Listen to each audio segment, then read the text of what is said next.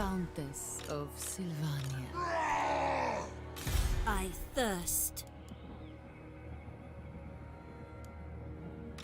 Expand Sylvania's borders.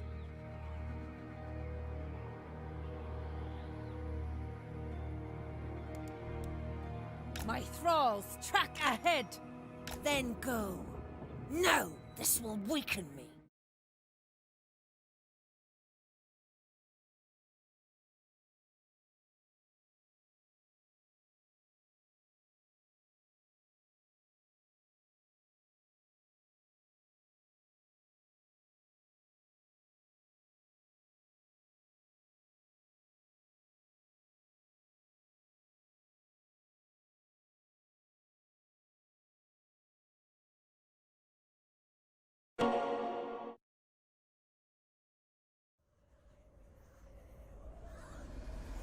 Enslave.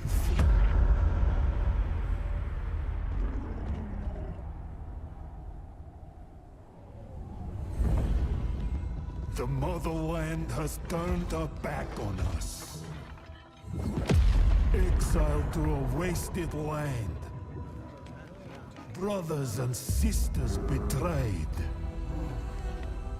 Was the meek cling to power? Is it just?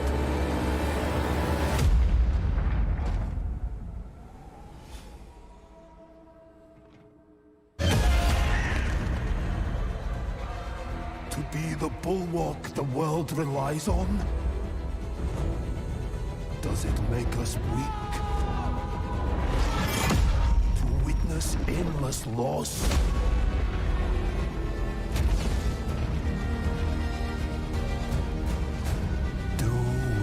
Falter.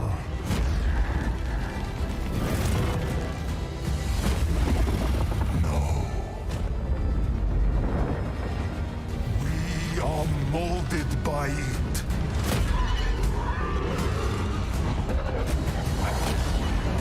Forged hot against an anvil of ice. Rage consumes us.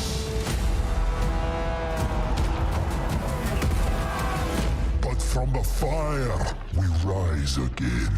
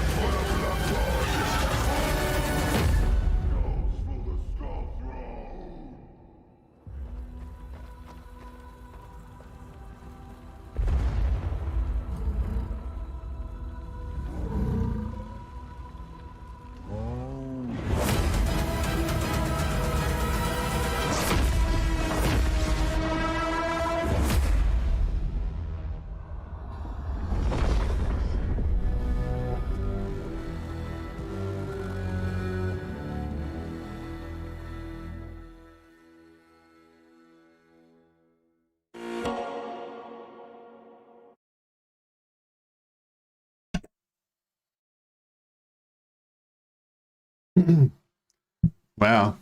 Yeah, sorry, I had my microphone turned off before.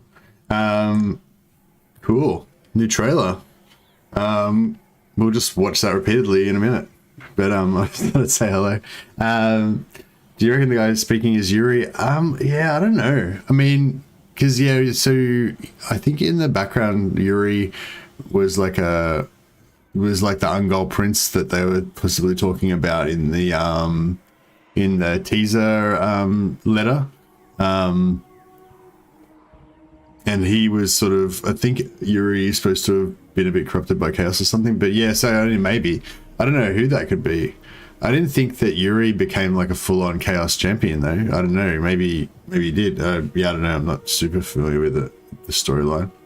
I think maybe Lawmaster Sotek might have done a video about that. Kislev, indeed, Kislev. Hey Shophouse Hero, hey Juggernaut, sorry. Very to see, hey. I thought you wouldn't stream today. Yeah, I was just planning on doing. I'd forgotten that the trailer was going to drop today. I kind of thought it was going to drop tomorrow for me because I get confused sometimes with the dates because you know it's like the 13th is like the 14th for me or vice versa. But yeah, I guess it dropped. So that's cool. That voice summon looks sick. What voice summon? What do you mean? You mean the bear? Ice summon. Oh, the bear. Yeah. Yeah, the bear looks pretty cool. I really like that. I like that hero with the that female hero with bear as well. That looks pretty cool. I wonder if it's going to be like Skarsnik and Gobbler kind of thing, like a 1 unit 2-part hero, or if it's going to be like a Gotrek and Felix type of thing with like 2 different characters. Blood for the blood god, says Shotbus Hero. Indeed. Yeah, did you hear the Bloodthirster says blood for the blood god when it was charging at the bear? Yay, hype. Indeed. Yeah, it's pretty cool. Yeah, I might just breathe for a second and then I'll just watch it again. Fuck it. Maybe I should change my thumbnail to be like half Warhammer 3 trailer.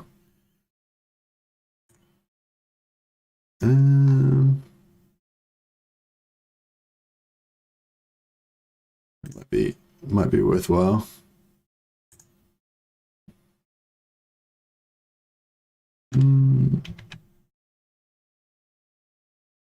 Sorry, you guys might need to just hang out with me while I do a bit of quick photoshopping.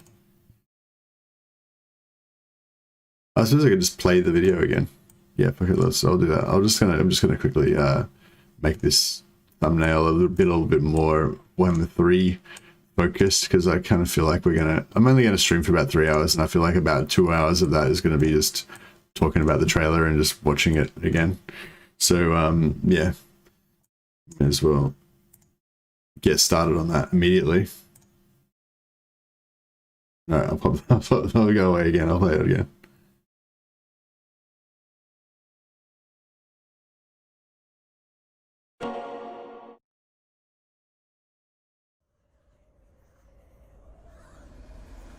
Slave.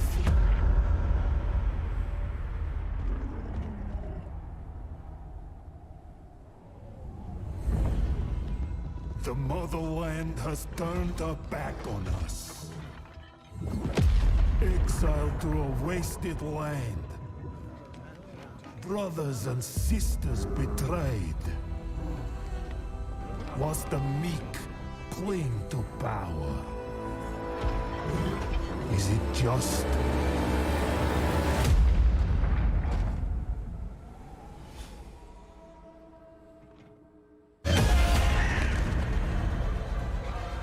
To be the bulwark the world relies on? Does it make us weak? To witness endless loss?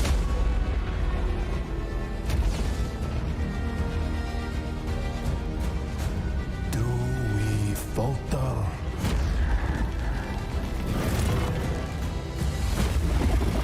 No.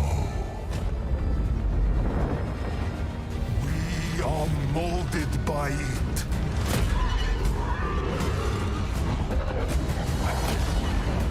Forged hot against an anvil of ice. Rage consumes us.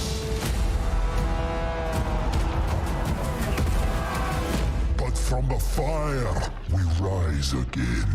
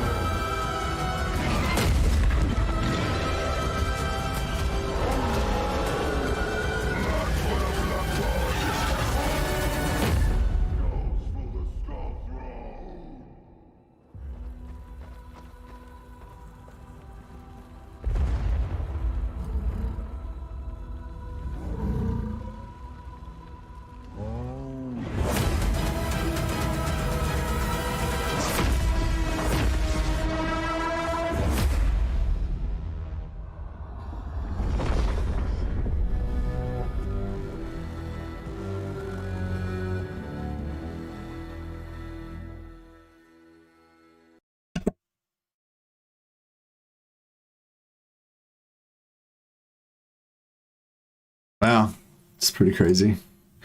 He says blood for the blood god, skulls for the skull throne. That's pretty cool. I didn't hear that little extra bit that the Bloodthirster said. They dropped it a day early because of a leak. Yeah, somebody emailed me the leak as well, but I was asleep. I heard that the building burned down was the Temple of Ursun. Oh, okay, we might have to watch that again. I didn't notice that part. Poor Bear looks sad. Is it on repeat? No, it's not on repeat. By the way, Legend covered my Grom Blitz campaign today. It was so funny to see the comment underestimating the movement cheese. I was so surprised to see Benji amongst them. Oh, okay, cool. Yeah, no, we'll definitely play it again. We'll just have to chat about it a little bit more. I was just thinking, I just had a little like weird idea then, because one of the things I was really hoping for with the chaos, or daring to hope, I guess, is that they'll put in some sort of mechanic that shows how your descent into chaos, like, so you can sort of start off as a normal human and then become more corrupted and get more gifts, and as you like start winning favor for chaos, you get more like mutations and chaos gifts and stuff like that, until eventually you can get to demonhood, or you devolve into being a chaos spawn and lose your sort of sentience and stuff. But yeah, I was just wondering, like, how crazy would it be if you could play as like just play as Yuri as a Kislevite, and then you can somehow like become corrupted and become chaos? Like, I don't know. I don't think there was enough of a. I don't think that the trailer really intimated that was the case. But I don't know. It's a pretty crazy concept, though, isn't it? Yeah, I don't know. Just wondering if that's like a possibility.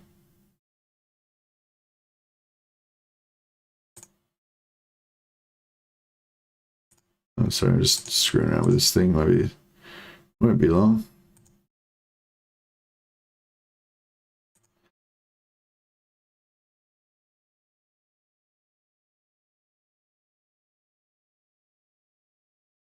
Yeah, so to change up the old thumbnail to make it a little bit more trailer orientated, since I think we're going to be probably discussing the trailer a little bit. Someone's gonna love this trailer. Yeah, that's it. So much corn. What does watch the survival battle in the middle mean? Oh, I don't know. I didn't even see that part. All right, let's watch it again, but this time with my face, and we'll put it on loop just so that if we accidentally forget to reloop it, it'll keep looping. All right, now we'll do the reaction video. I'll do all the like faces and shit. Probably won't do that, but you never know. All right, let's do it again. This time I'll pause and we can like discuss. But yeah, how cool would it be if you start off as Yuri Boko or whatever, like you start off as Kislev, and then you get to choose whether you're gonna like fall to evil or not. So this is a hero, I'm guessing, or a lord maybe. He says something about the feeble cling to power. So that makes me think that he's like a rival to Katarin. But yeah, I don't know. Just to bias, it means the trailer was supposed to come out tomorrow when they'll do the gameplay reveal. Yeah, that makes sense. That makes sense. Yeah, I like the bear hero. That's pretty cool. So we got the winged lancers. They got that distinctive backpack type thing. It's some two-handed axe infantry. Maybe, yeah. I wonder if... Yeah, they look to be lightly armored, so I'm guessing that's going to be their base unit. Like, they're like marauder type dudes that are just like unarmored guys with axes or whatever, or swords.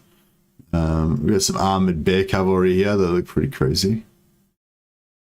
And yeah, this guy seems to have a similar sort of armor to the retainer or whatever that was in the first... Hey from Peru, new sub, thanks. Hey Javier, Javier, how you going, man? Welcome. Thanks for the subscription. Appreciate it. Yeah, this guy seems to have a similar sort of armor to that retainer that was sort of tried to talk to Katarina before when she came out of the tent in the first trailer, but obviously he's a different guy. Back on us. Exiled to a wasted land. So it says exiled to a wasted land. So I feel like this is saying that he's a different faction from Katarina, and he's going to start off like in the Chaos Wastes. Maybe he's going to start off in the north or something. So yeah, that's interesting. Yeah, I feel like it kind of is sort of. I feel like it is kind of hinting towards that he's like going to start off as a he's going to start off as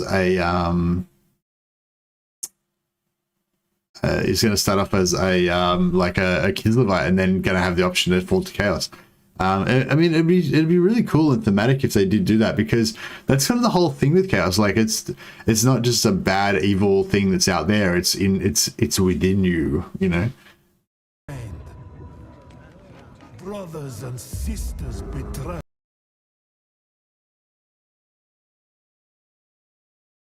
She's an archer.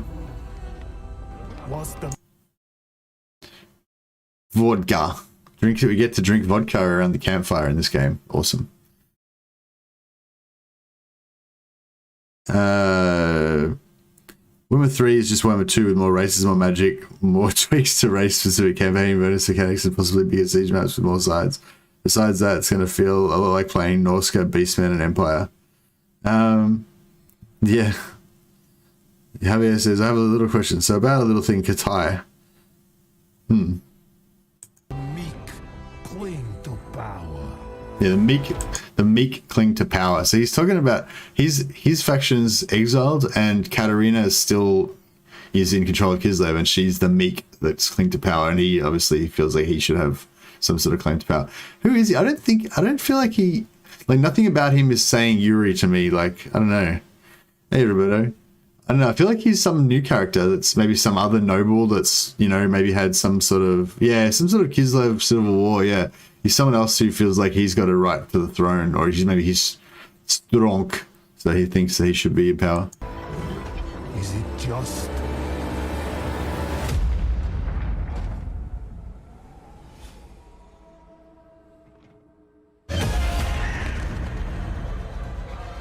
To be the bulwark the world relies on? Oh, well, see that? The trees had teeth, I think. Yeah. Oh, no, they're just mushrooms. They're just mushrooms. I thought the trees are like chaos trees. They got teeth. You know, just looking at the footprints. Does it make us weak? To witness it? I wonder if that little scene then had any, like, special secret messages in it or anything.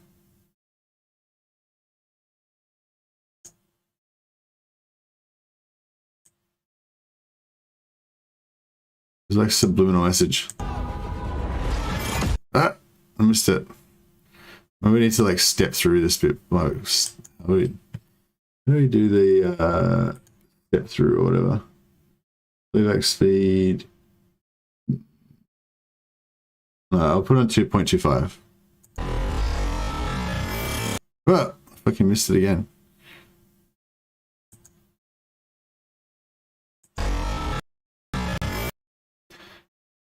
Oh, wow.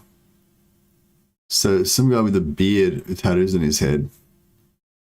And some corn berserkers on the left and right. And some sort of big skull. I'm guessing that's part of a bloodthirster's head, maybe. How you going for the Noogle?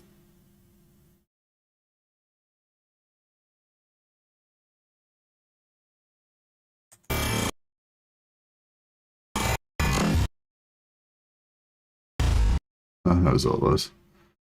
Just a bit of dream sequence. Roberto said, I think that's just a random character, to be honest, like the Empire Captain in the Warhammer 1 trailers. Oh, really? But he doesn't, I don't know. No, I don't reckon, because he looks too distinctive. Like how he's got that big scar on his face, and he doesn't have a Kislevite mustache. Like, I feel like if he was just going to be a random character like a hero, he would have the mustache and everything. Like, I reckon that that guy that talks to her when she comes out of the tent, he's probably like the Empire captain, the guy with the top knot and the big Kislevite mustache. I feel like this guy's got a really distinctive face. They've gone out of the way to make a unique model for him, but I mean, I don't know, maybe not. Yeah, that's good. That's a good point, though. It could just be sort of like using an Empire Captain model to make a little story about a Kislev guy that fell to chaos or something. Witness endless Oh, he does have the mustache, I guess. loss.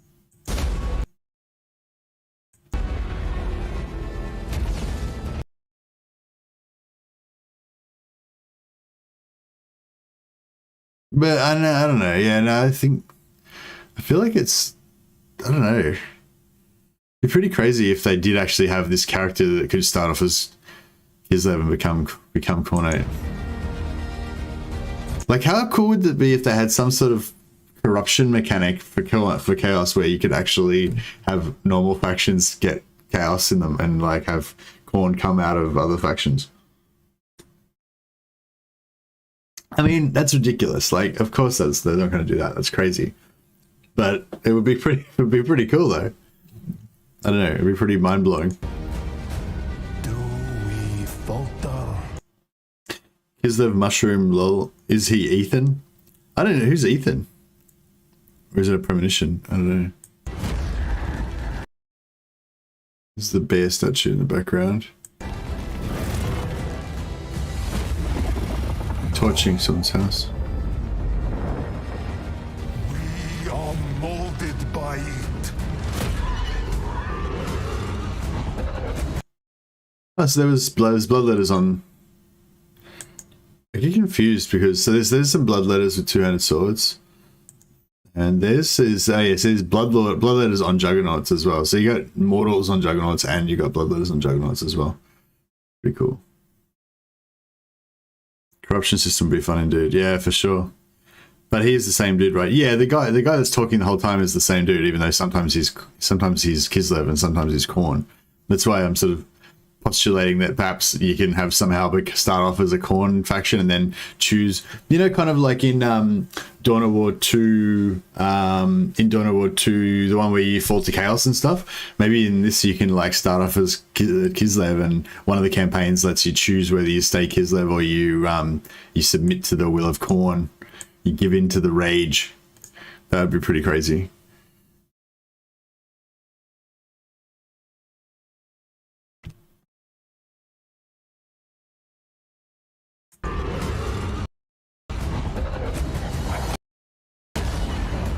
Forged hot against an anvil of ice. Oh, we got some ice wolf thing. Or is it? It's a cat. I think it's an ice cat. How cool is this thing? What's going on with that? Wait up, let's just we'll put this playback speed on like 0.5. We'll just watch a bit of the slow-mo. Forged hot against an anvil of ice. Here's this cat. Check it out. Ice cat. Wow, that looks cool. And it had some like jewels and stuff on it. I wonder if that's a hero or I don't know what was going on there. It seemed a bit too like, I don't know. It seemed like it had too much jewelry on it to be like just a normal battle cat or whatever. There's only one of them and it's sort of glowing and stuff. I don't know if it's like magic or what. Hey Benji, trailer discussion and speculation stream is a sellout. Vlad gameplay when? Vlad gameplay when I don't give a fuck, basically. Like, it's a trailer discussion, bro. No one gives a shit about Vlad anymore. Like, you know, maybe before the trailer dropped someone gave a shit about Vlad, but no one gives a shit about it now. Now I'll play some once we calm down a bit. I'll play some Vlad just to while I chat, but I don't think there's going to be much of a stream tonight. I think it's basically just going to be talking about this trailer, and that'll be about it.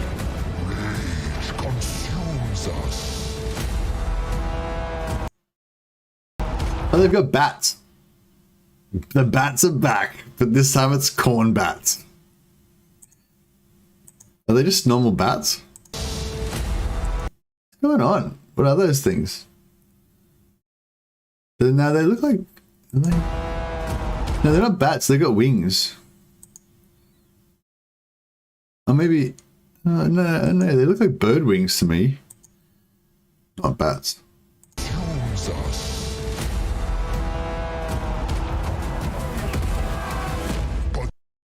I'm loving their like two-handed axe guys that they have as their main infantry.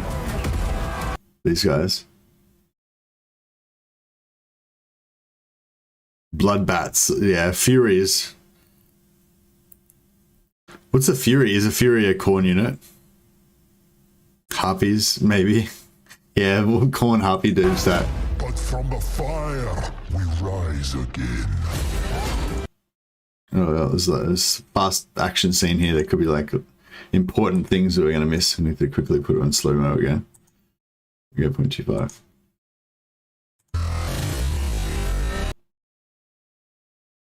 Can't really see anything. So there's some of those maidens, Catarin's bodyguard or whatever. They're like ice sisters of Avalon. Chaos Furies look kind of like gargoyles. Oh, okay, cool.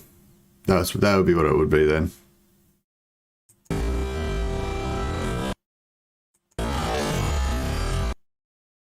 These are corn berserkers with halberds. We've already seen them before. So you got one-handed and shield or halberds.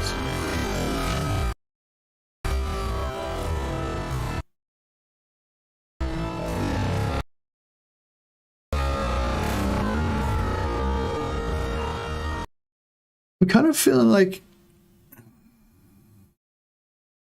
Chaos Furies are bird things for Undivided. Yeah, I kind of feeling like there's not enough units I'm seeing so far. So it's only like basically all I've seen so far is Bloodthirsters, Bloodletters, Berserkers, and Furies. And we've seen Bloodletters on Juggernauts and Berserkers on Juggernauts. So it's, you know what I mean? It's only like 2 units basically, Bloodletters and Berserkers. So yeah, I don't know. I guess there's going to be a lot of Undivided that they're going to share, maybe.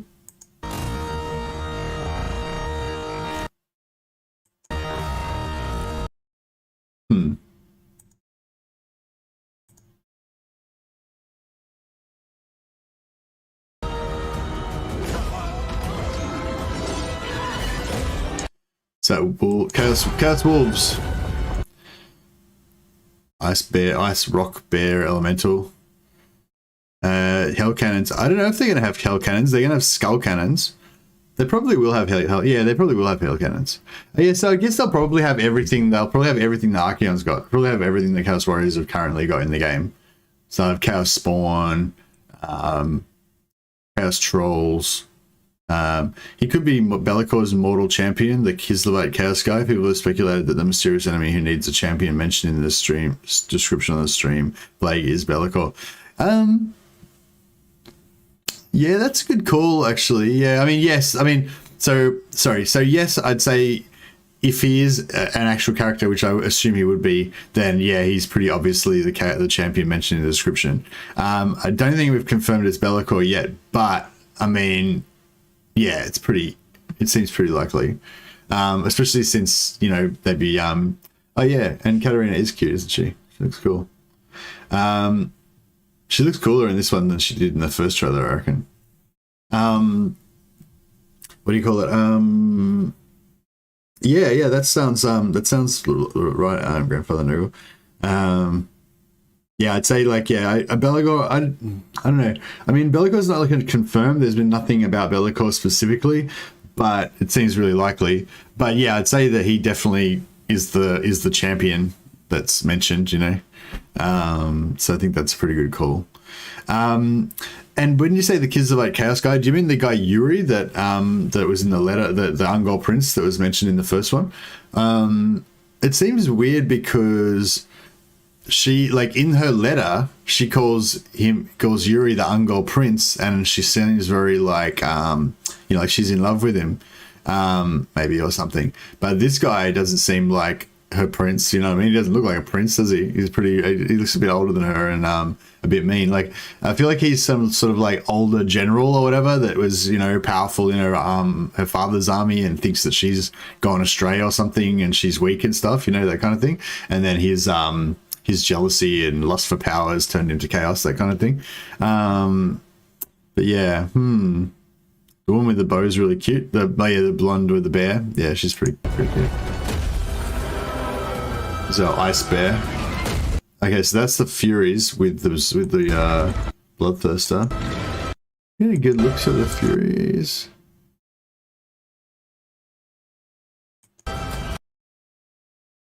So yeah, no, I don't think really got a good look at any of the Furies.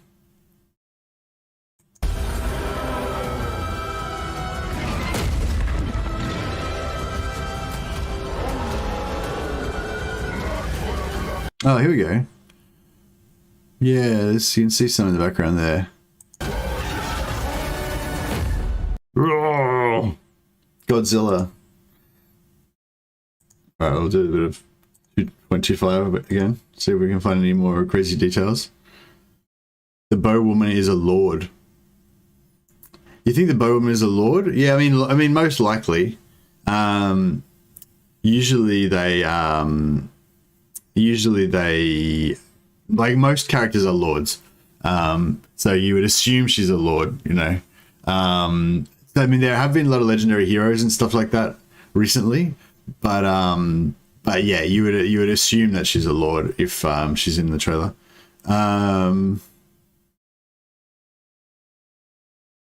Look at the size comparison between the Bloodthirster and Greater Demon of Khorne, though. What do you mean, Roberto? Bloodthirster is a Greater Demon of Khorne. They're the same thing.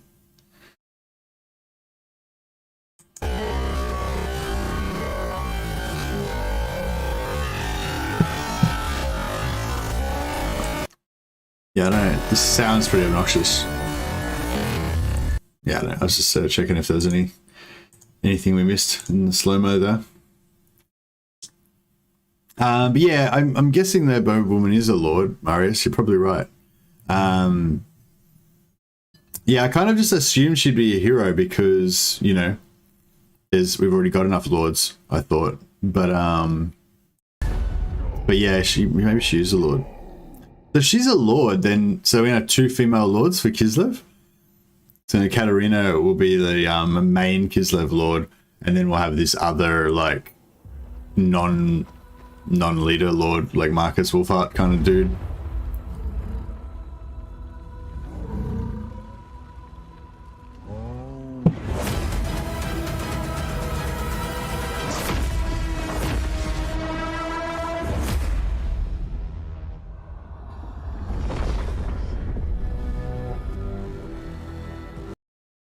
Wow. A bad jump scare. Nice. Why she got a lord? Should she be a lady, or am I missing something native English speakers do? Hey Jacob Fiorini. They were saying I think they were meaning a lord as in a legendary lord. They weren't talking about her like IRL title or anything, just talking about her classification as a unit in the game, that like a legendary lord level unit instead of a hero. Or maybe they were saying a normal lord. I don't think she'd be a normal lord though. It seems unlikely that every lord will have a bear. Maybe bears are just super fucking common. Maybe like everybody has a pet bear in Kislev. Feeling corny, says Nikita. Nice. I kind of just want to watch the trailer again immediately, but maybe we'll just have a short break and we'll watch the trailer again in a moment. We'll have a little bit of time for a bit more chat to percolate about it, and then we can watch it again. The world will drown in blood. In my own time. Join me for dinner.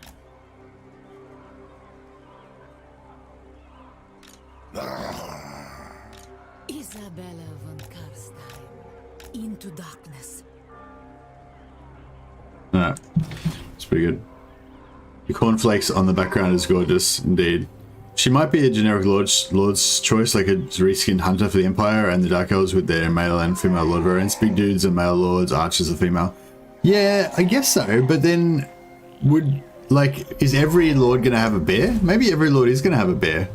I guess that's not too, it's not too far-fetched.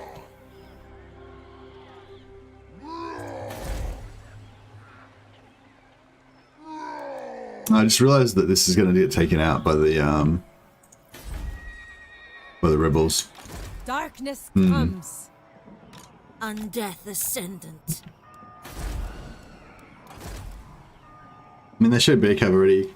Would it be possible that the cute bowman is a lord like Cavill? You mean like a legendary hero like Cavill? Yeah, it could be. But no, I don't think so. I think she'll just be a generic lord or a generic hero, maybe. Or maybe she'll be another named character. I don't know. It's really hard. What if the players could decide their sides? Yeah, that's what I was talking about before, Jacob Farini. How cool would it be if you choose that? I don't know. I mean, that's what it feels like. That's what it's. It feels like that's what the trailer's saying to me. That you can play as that guy with the scar face, and then you can choose whether you stay true to Kislev or you turn to Chaos. You know, kind of like in Dawn of War 2. Yeah, that would be pretty crazy. I think we're done here. Possible that there are different bears. One is a normal bear and the other is one of those monstrous bears you saw in the trailer, like warhorses and barded warhorses. I mean, yeah, there's lots of different bears for sure.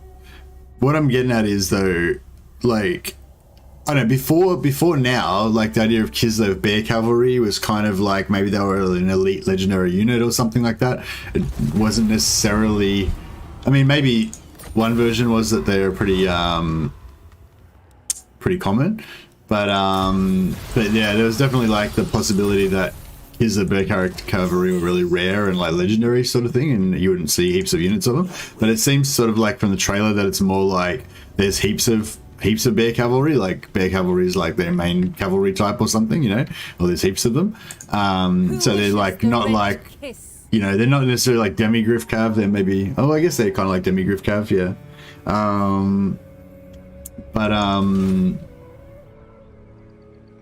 Why didn't this? Where'd the rebels go? Did the rebels spawn and then the dwarfs killed them or something? I don't know what happened there.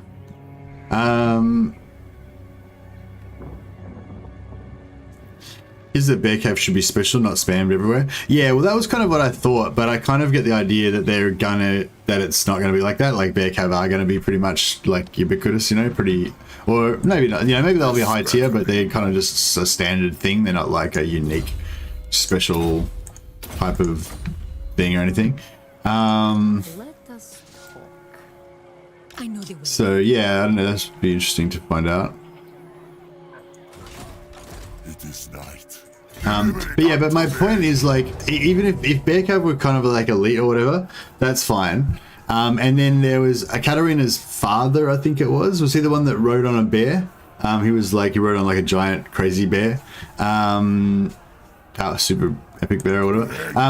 Yeah, whatever. My point is like bear riding and all that kind of stuff is sort of like not just like your standard operating procedure for everybody in Kislev. It's sort of like a special thing for heroes and stuff like that. You know, that was kind of the vibe I thought it was like.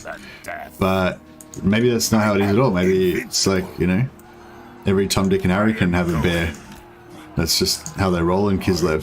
So yeah, I guess that's, yeah, I know, with that character with the bear being like a generic lord. Yeah, that's what I'm wondering. Like, is every lord gonna have a bear? I guess it could be, like you said, like maybe the male lords just look like normal, like big tough Kislev male dudes, and maybe they'll have sword and shield, and they'll be tanky, and then the female ones will have the bear and be kind of special.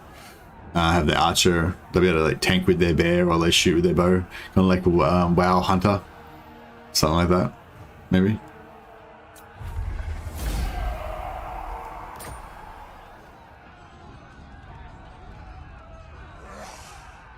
No, I want Cathay, says Marius. Yeah, for sure. Demon Possession kind of reminds me of somebody, can't remember. I go, God, what makes me... That makes me have flashbacks of Warhammer 1 Demigryph spam meta during the early days of release. Yeah, I hate Demigryphs. I mean, I don't hate them, but like I feel like they should be super rare and special, but I feel like they're just way too common, and it just kind of is weird. Like the Empire is meant to be... I'm a mistake. This university, I keep mistaking bears for beards. You do not. You just said that to be funny. Should we kill this dwarf for his temerity? I mean, I think we should, but at the same time, we're gonna have to do a bit of movement cheese to do it off, pull it off.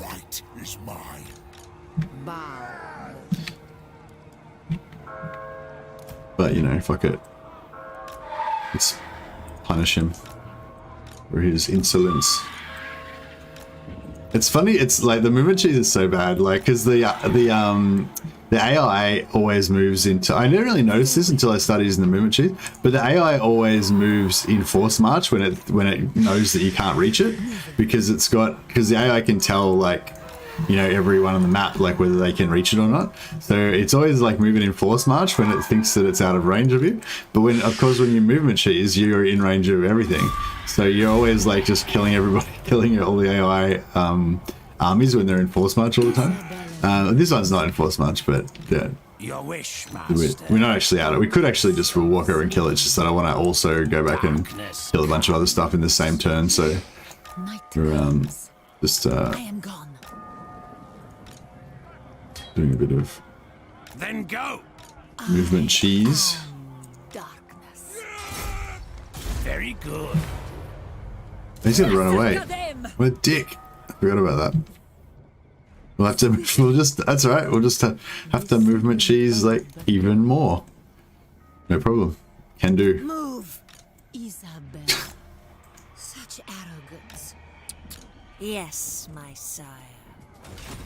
I Go back and put again. Kislev, in Kislev the beard wears you.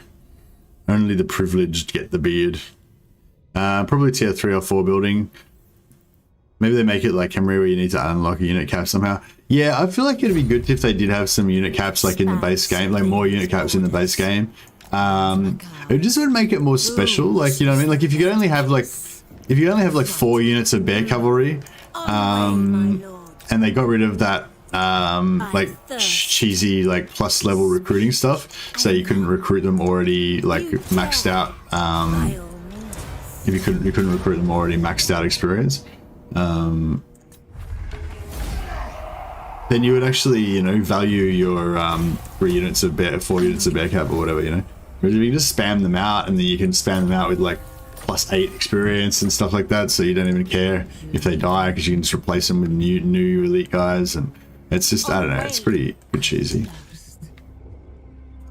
I thirst. I don't know anything about Kislev lore, so I'm really hyped for the release. I just hope they won't be too underwhelming. I feel like Kislev's going to be really good. Like, I feel like they're starting to indicate that they're going to go really hard on Kislev. My sire. Queen. Yeah, I think Kislev's going to... I think everything's going to be really good. Like, because... Like, if you remember when Warhammer 2 came out, they really upped the ante with the game mechanics and everything. So, you know, even the base game factions of Kislev, Cathay, Acorn, and I don't know who else would be, probably Slanesh. They're gonna be like really I don't know, they're probably just gonna have like really cool mechanics that are heaps better than anything that we've got in Warhammer 2. So I feel like everyone's going to be like, I don't think anything's going to be underwhelming. You know what I mean? I feel like every faction's going to be just amazing. So yeah, I don't know. That's just my thoughts on it. But yeah, I don't think anyone's going to be underwhelming. I think it's going to be pretty cool. But I mean, they could make decisions that we don't like or whatever. But I don't think it's going to be like boring. You know what I mean? I think it'll be like everything will be noteworthy and worth talking about. Moving! Countess of Sylvania. Has this not got a ring? Alright, this is not worth Okay, bummer. Yes, my sire. On way. Just have to like movement bug our way over here. Dance macabre. Yeah, we're gonna have to do a lot more movement bug, yeah. I don't know anything about, oh yeah, well, if you could turn to darkness as an auto faction is a well-established trope. Much more interesting would be Champion of Slanesh seeking redemption or something, becoming Bretonnian. Lol. Lol, Jacob. Yeah, no, there's no, that doesn't happen in Warhammer, bro. That's not a Warhammer thing. Like, it's just, I don't know, it's just, it's hard to explain. It's funny, like with Warhammer, like when new stuff comes into the lore, or when somebody does some like fan fiction or something like that, you know, you can kind of just immediately tell whether it's legit, like whether it fits, like whether it's true. You know, there's a kind of, I don't know, it's weird to talk about it with a fictional background, but yeah, there's a certain aesthetic, I guess, that Warhammer has, and whenever a new piece of lore comes out or a new bit of fan fiction or something, you kind of immediately know whether it's like, whether it's real or not, you know, it's whether it fits with the background. And yeah, like Chaos Champions like becoming pure again, like that doesn't happen. It's not part of the Warhammer background. It's a one-way street, bro.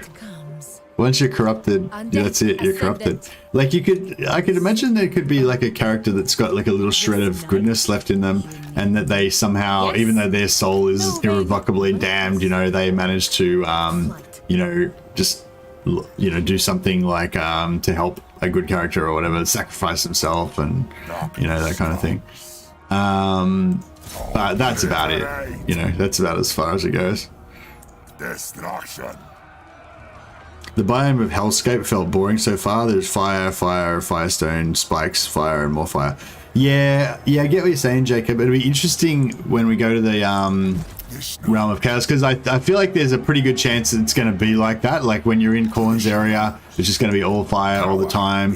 When you're in, you know, Nurgle's area, it's going to be all like plague all the time, and you know, and it'd be cool to see some Chaos Undivided, just like crazy weird scapes as well, like with just tentacles coming out of rocks and trees with eyes and stuff like that. But yeah, I wouldn't be surprised if it's a bit, you know, it's a bit, I don't know if budget's the right word, but you know, if they skip that and they just have like fire for Khorne, you know, fire, brass, and blood for Khorne, and whatever else for My thralls track ahead. Swiftly, I hunt. Oops, keep forgetting to put these heroes in the right spot.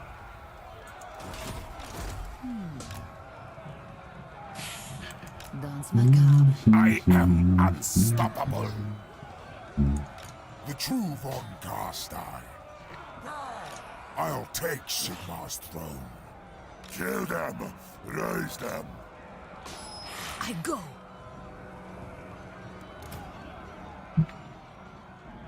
I obey. White King. I hope they'll have ice archers. Yeah, I think they will have. I think they will have ice archers because they have because those ice maidens or whatever that defend Katarina, they had bows, didn't they? Actually, I'm not 100% sure on that one. I kind of feel like they will. They're probably going to be this total like Mary Sue, you know, best units in the game and stuff as well. That's another thing we got to get ready for, like all the Mary Sue units, like. Like there's going to be all these like new units that come out in Warhammer 3 that are just like so much better than anything in Warhammer 2 that are, you know, like kind of like how Warhammer 2 did with Warhammer 1, you know. So you know, that's something to look forward to, I guess.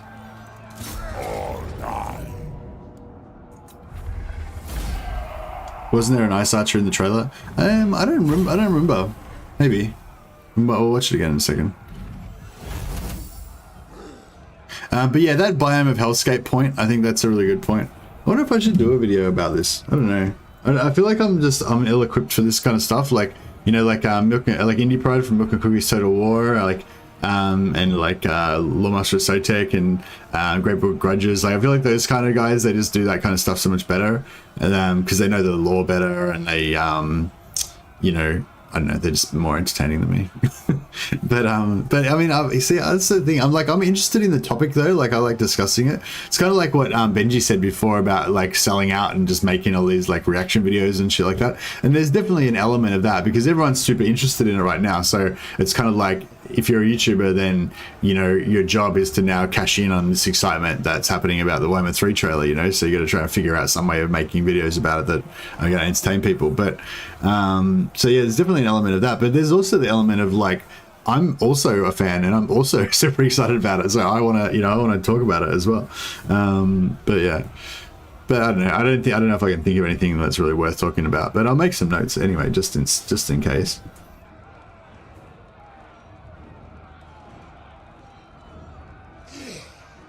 But yeah, I think that's something that's worth talking about, Jacob. That thing about the just hellscape of Khorne just being really boring and monotonous.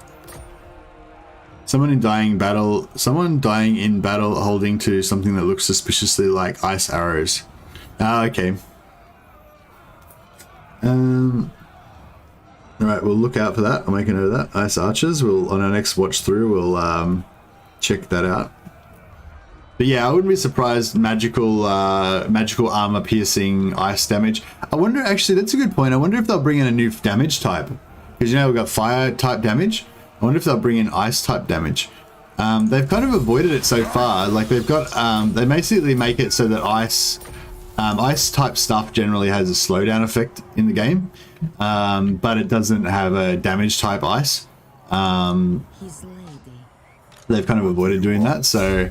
I don't know. It'd be interesting to see if they actually change that or not. Like they bring in ice as a new damage type, so that you can. So what I'm getting at is so that you can have like ice resistance as a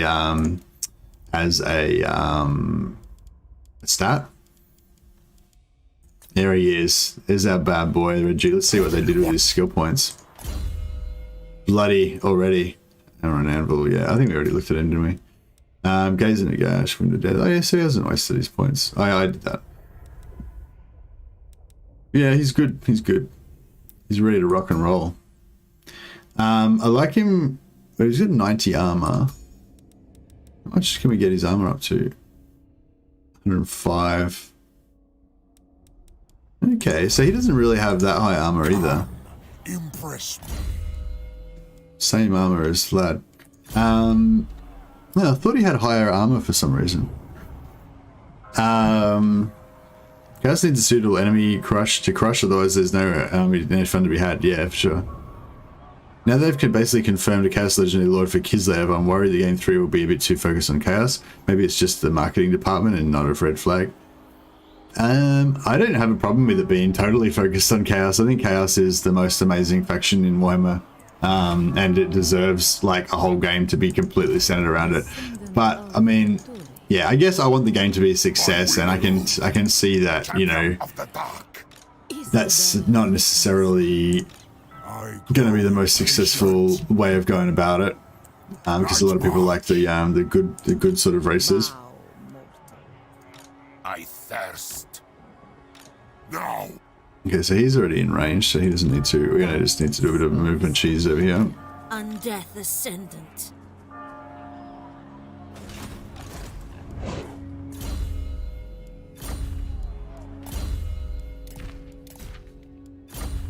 I'm thinking about making this like a ongoing campaign where I play like an episode once a week or something like that. After, I mean, I'll play maybe another one more episode tomorrow or next week or actually, I kind of wanted to play a bit of Battle Sector as well. That's a new 40k game that's came out.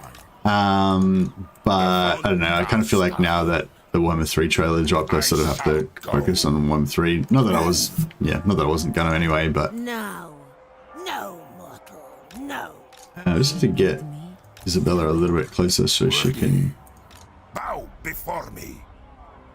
I know get her get a little sushi train going here. Night, I am darkness. Who wishes the red kiss? The world will drown in blood. Yes, my sire. My thralls, track ahead.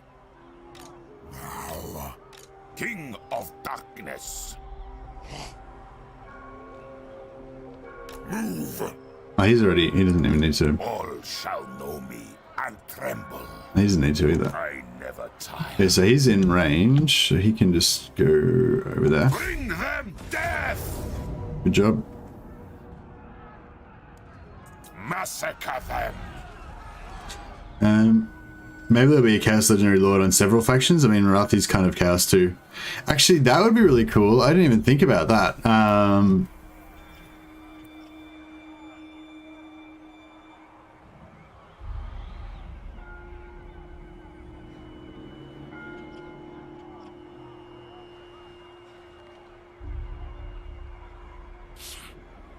Yeah, that's really interesting. I'm just kind of making a note of things that I might want to talk about if I make a video. I still can't really visualize how, like, any kind of good idea that would be really good for a video, but I'm kind of just making notes as we go along. Even just for stuff for us to talk about as well, even if it's not for a video. But yeah, that idea that, like, other factions could be, like, backported, you know, we have Chaos backported into existing factions. That's pretty cool. Yeah, I can dig that. Let us Just, alright, so I think we're done with... can you make it? Yeah, he's... Sigmar's throne. Countess of Sylvania. Just get everybody in Thou darest. get everybody in the mix here. Agreed. Spread some XP around the place. Impress me. Alright, so now we need to sort of split up our armies now. Now, I assent. Expand Sylvania's borders. Try to incarnate. Yeah. Expand Sylvania's borders. Actually, I've got to cancel my technology again. Lawkeeper, yes please.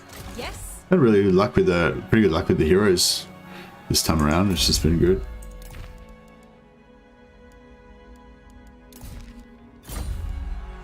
Yes, my sire.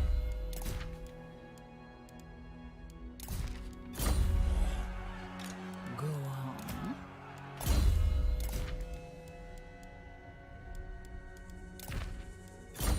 on. We'll just put some more students everywhere. Just kind of constantly upping your technology research rate. Don't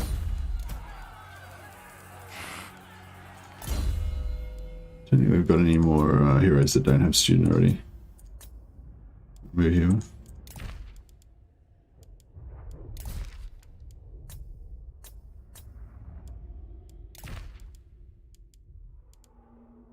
Okay, we're out of students.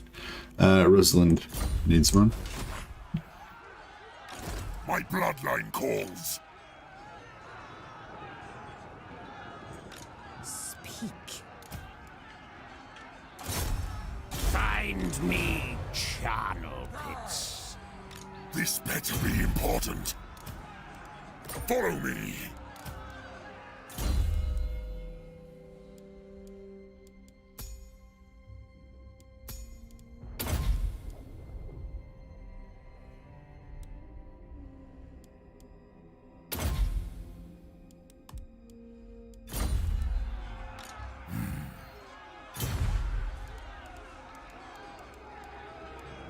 Then go.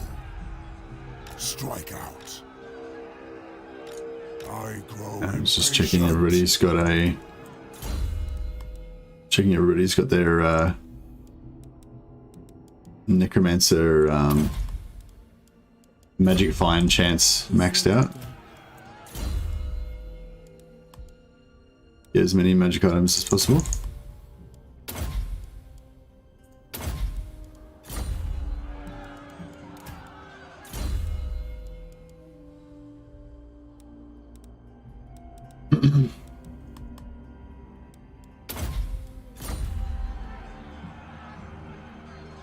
Shed their blood.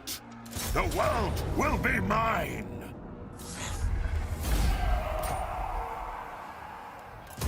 Into darkness. Got Lycos. Got Sigil Sword, student, Zerka Sword, another student. Cool. What? More sleep shines. I am Vlad.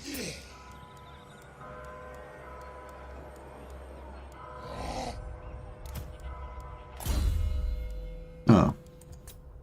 There we go.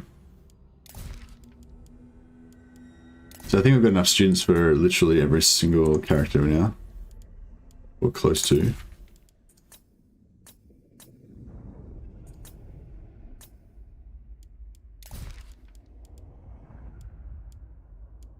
Oh. These guys can't have students. Apparently.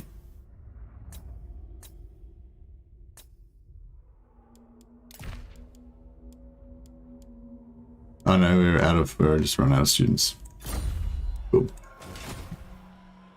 Alright, I think it might be just about time for another episode of Warhammer 3 trailer. Chaos has some really interesting lore, and when applied comes out to be rather interesting. Hey Edmund. Chaos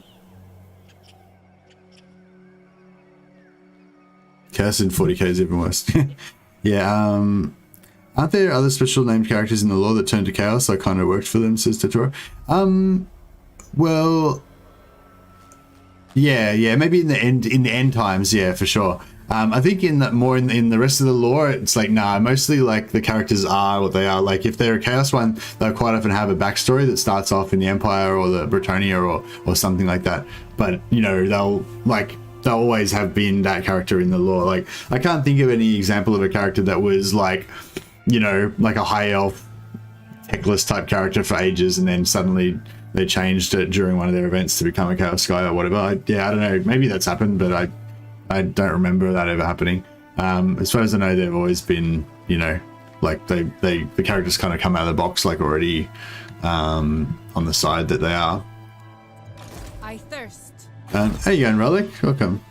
Wasn't Akol of Hellbrass a noble of the Empire? Yeah, that's what I'm talking about, Toro. Like a lot of the Chaos Champions were previously nobles of the Empire or warrior priests or fucking Templars or whatever. Like they all have those backgrounds, but once they were kind of like when they were first introduced in an army book or in the story or whatever, they were like already like, you know, they were already Chaos Champions. They never were part of the background as like a non-Chaos Champion, and then they changed to be a Chaos Champion, you know what I mean? That's kind of what I'm getting at anyway. We'll get to 3 here, so that's interesting. Hey, Crucial. Yeah, sorry, let's play the video again since we've got a few people here now.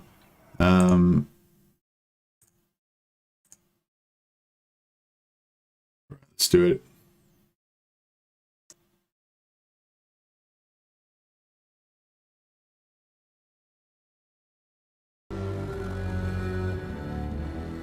Oh yeah, give it a second.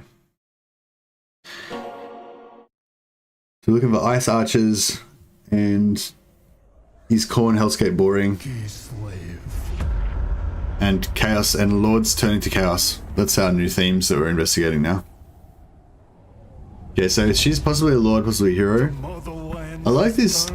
I like these Kislev settlements as well, just with the bear statue. I guess that's now we're gonna, instead of seeing the statue of Sigmar everywhere, it's gonna be a statue of Ursun, the bear god, which is pretty cool. But yeah, just I love this sort of like settlement with like the palisade walls around it and stuff like that. Kislev's definitely got this kind of, I don't know, just snowy, icy.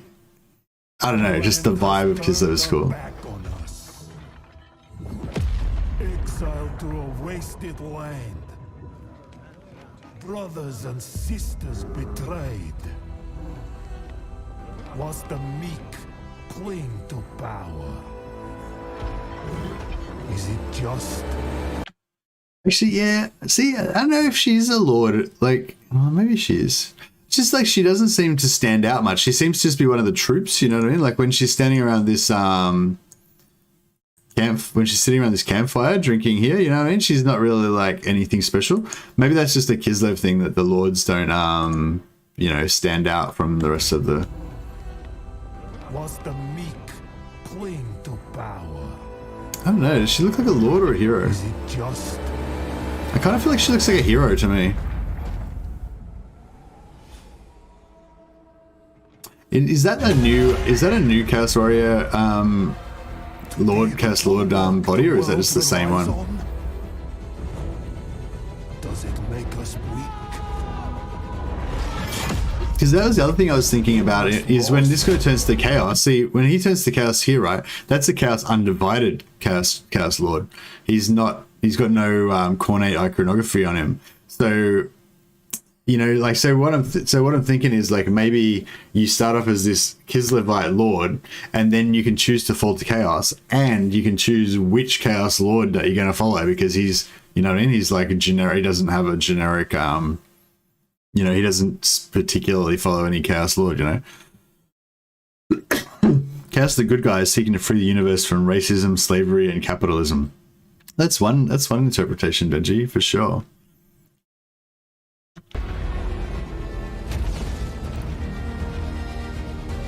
Carl wouldn't chill with the boys at the campfire. Yeah, Carl might chill with the boys at the campfire, but it would be like totally incongruous, because all the boys at the campfire would be in their like filthy rag Empire uniforms, all stained with blood and shit, and he'd be there in this like shining armor made out of platinum and shit with like jewels hanging off it and stuff like that, and he'd just be like hanging out with the boys, trying to fit in and shit, and everyone would be like super uncomfortable and stuff. You know what I mean? Whereas she's just like, she is one of the boys, you know. Do we falter? I was just gonna say, I wonder if his armor's gonna change. His head's gotten more chaosy. No.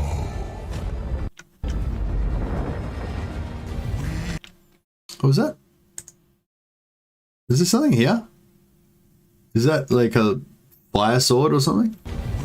I don't know, it's probably just a tree branch that's on fire. Yeah, I'm a bit, I don't know. I kind of feel like I'm worried that there's not going to be enough units, but I guess it's fine, because you're going to have all the Chaos Undivided units as well, hopefully. I don't know. Is it just going to be... Yeah, I feel like if the demons are just mainly only demons, I'm going to be disappointed. I want to have all the mortal races as well. I think that's a bit, yeah. I feel like they should change it so that Chaos Warriors becomes Chaos Undivided, and the demons of Chaos are like all the different gods, but they all have the mortal followers as well. So they should diverge it a bit from the army books, I reckon. But yeah, no, I guess it's done now. Whatever they've done is what they've done. We'll find out. Other soldier, you're covered in poop hunts. Nurgle. Nurgle's like role-playing. He's like with the Calf Brands is sitting around the campfire, and he's like platinum jeweled armor, and the Empire soldier's like, dude, it's the Emperor, how's my hair look? And the other soldier's like, you're covered in poop hunts. Maybe this is them showcasing how characters change as they fall to chaos. Yeah, that's exactly what we're discussing. I think so. Hey, Professor Von Boom, the beard is good, man. The beard is good. I'm glad that you're monitoring the situation again. Yeah. Yeah, these guys are keen as fuck. Look how fast they're running. They're like, I want to chop something up right now. Oh wait a, hey, is there? Did I see shit? Maybe I imagined that. Was there berserkers with shields? Shields doesn't sound right for berserkers, does it? So it's just like two dual axes or halberds, and maybe there's two-handed weapons as well. Their cab look pretty fast. So yeah, we've got this ice cat. I want to know what's going on with that.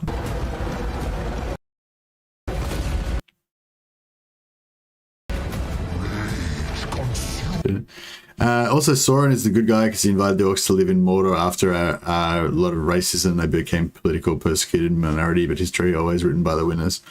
Yeah, well, that's true. Maybe Sauron was misunderstood.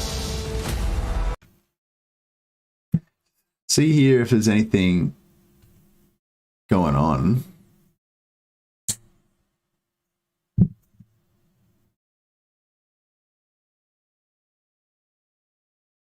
Yeah, I don't know. It's a bit hard to see. It's too far away. But look, this, yeah.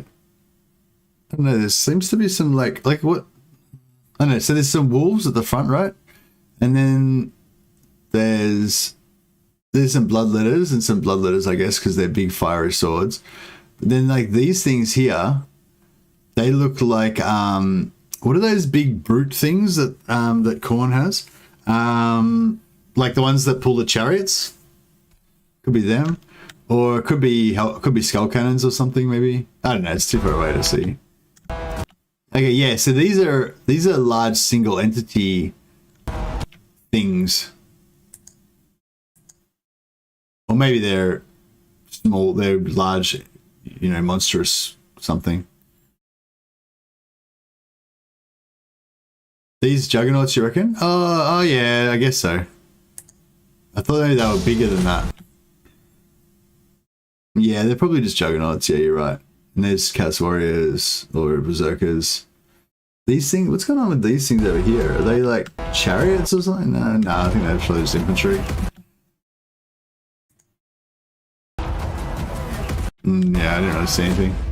But from the fire, we rise again. Oh, there's a bear sigil in the background there. Oh no, that's on fire. It's not his. That's the enemies. See, oh yeah, see here, she's got a bow on her back. So that's the ice maidens or whatever that were guarding. Maybe not actually. It could just be a normal soldier. Warhounds of Khorne, yeah. Yeah, see this chick here? She had a bow on her back, but she could have just been a normal soldier, not one of those ice chicks. Oh no, there you go. She got the ice arrows. Yeah, definitely.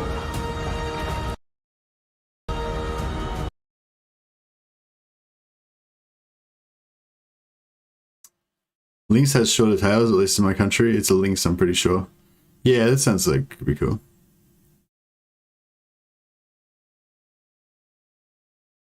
If they allow characters to be infused with chaos, that'd be crazy as shit. Yeah, for sure. Burning the Temple of Ursun? Yeah, that sounds right. Seems like a lot of work on CS part. Yeah, it does seem like a lot of work, but I don't know, it'd be pretty crazy. It's a fire and ice trailer, really, isn't it? Oh no, it's mainly fire. All the ice is getting melted.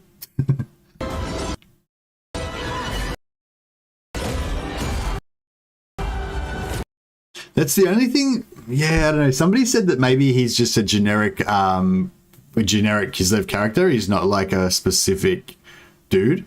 Then the fact that they use that generic Chaos Warrior skin for him after he turns to Chaos, that kind of makes me think that he's not a Legendary Lord, because I feel like they would have used like a proper, you know what I mean? They would have designed a new skin for him if he was a proper Legendary Lord, you would think. Unless they're going to unless, like I said, they're going to let him be like, there'd be all different versions of him.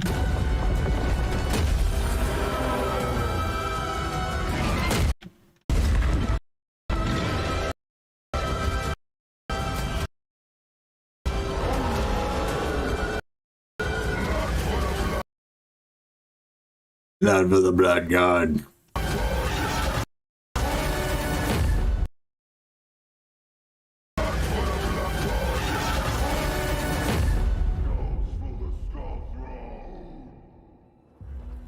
Yeah, I see what you're saying. Fire and ice for sure.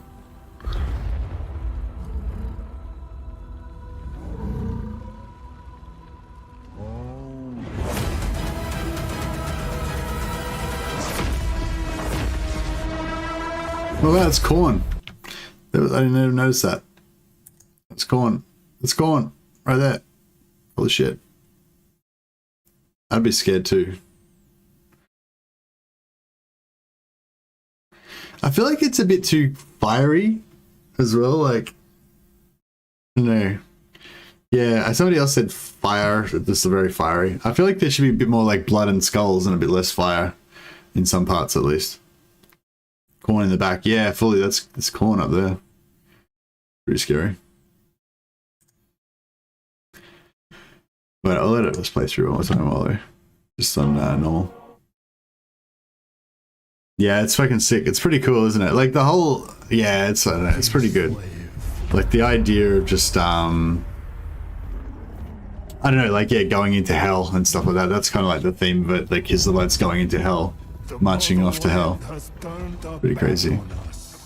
Okay, so this guy's evil. Exiled to a wasted land. Exiled. So were they exiled or were they sent on a mission and then he turned? Was the meek. Hey, wake up, Dead. Yeah, they released the trailer. Is it just? Yeah, that's the thing. Like, I didn't think that Khorne was like that fiery, you know? Yeah, fire is more of a siege thing for sure. To be the bulwark the world. But I guess they just thought like they're trying to make it a wider appeal to like non-Warhammer fans as well. I guess maybe so they're trying to just go for a more of a generic hellscape type thing. I don't know. It sort of seems like this character's set up to always fall to chaos, you know? So what I'm thinking is that he's not actually a Kislevite lord. He's actually a chaos lord. We are molded by it.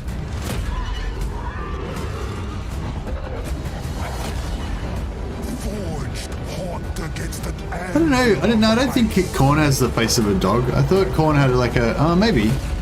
I thought he was just like a bit of a demonic face. But yeah, no, so what I was just thinking now is that this guy is actually not a Kislevite lord at all. He's actually a Chaos Legendary Lord, but he gets like some special, he starts off with some Kislev units.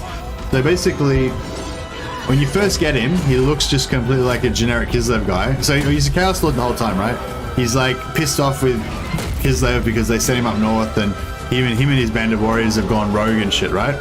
And so he looks like a Kislevite guy, but he's already evil. He's already like given over to the service of chaos. But he's still got some Kislevite units, some mortal units. So he's sort of like Dartoza, you know, or Arkan the Black or something, where he's like chaos, but he's got some like non-chaos units. And then during the course of the campaign, you get to go on his journey to become more and more corrupted by chaos. So, you know, maybe when you start off, you still think that you're doing it for the right reasons or whatever, blah, blah, blah. But anyway, my point is that sort of makes sense as a more likely way that CA would do it, that instead of you starting off as Kislev and then you can decide to change factions to become chaos, like you're always chaos, but you start off looking like Kislev and having some Kislev units. That kind of sounds like it could be doable.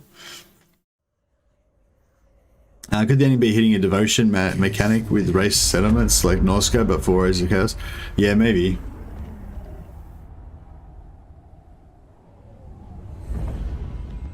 The motherland has turned her back on us. Surprise, the new roster is all Warhound reskins. Yeah. Like a big, vaguely dog-like muscle god. Yeah, that sounds right. Was the meek cling to power? Wouldn't it be interesting if he was a Kislev lord that could make the choice later? Yeah, that's what we were saying originally. It'd be interesting if it was a Kislev lord that could make the choice later on. But I feel like it seems like more likely that he would just start off as a Chaos Lord, and you get to like just watch his development. Because I think that's something that's really missing for Chaos. I think it would be a real shame if they don't have that ability to start off as essentially immortal and then become more and more chaosy, you know. I think they need to represent that at least somehow in the game. They don't need to, but I think it would be really good if they did. I think that's like an essential part of the story of Chaos, like that turning from a mortal into a follower of Chaos, you know. And you know, you can sort of have little bits of flavor text and all that kind of stuff, but for the average player, that doesn't really come across unless you actually see your guy turning from a normal human into a Chaos dude over time. So I feel like that's like be really, really cool if they did something like that. And just anything like that. I don't really care how they implement it, whether you start off as Kislev and you change to Khorne, or you start off as Khorne and you just become more, or you start off as Chaos but you look normal and then you become more chaosy. Wasn't it announced that apart from the races of specific gods, Kislev and Cathay, there'll be one faction more, which would be Chaos unaligned with this dude? Yeah, there was basically another faction. They didn't say it was going to be this dude, but yeah, that's the theory that we've been talking about here. That yeah, he's going to be the champion of Be'lakor or whatever. It's interesting that they've chosen. It's interesting that they've chosen that like Be'lakor worshipping guy, but no, but see, if he was worshipping Be'lakor, like would Khorne be featuring so much in it?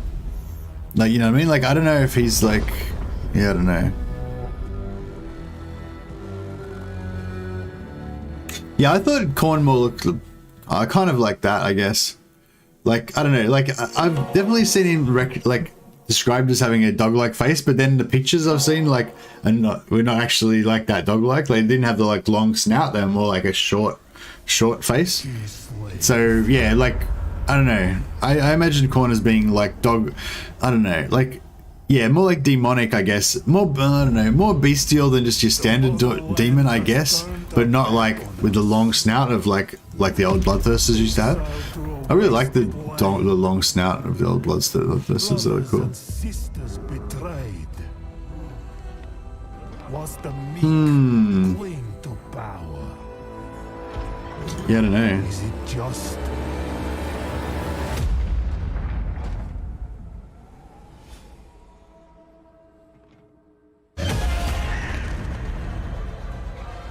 To be the bulwark the world relies on?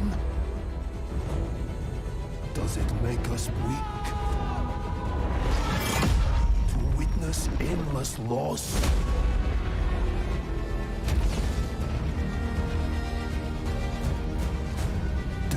Yeah, it's hard to say what's like official because they haven't really made a model of Khorne or anything, you know. We are molded by it.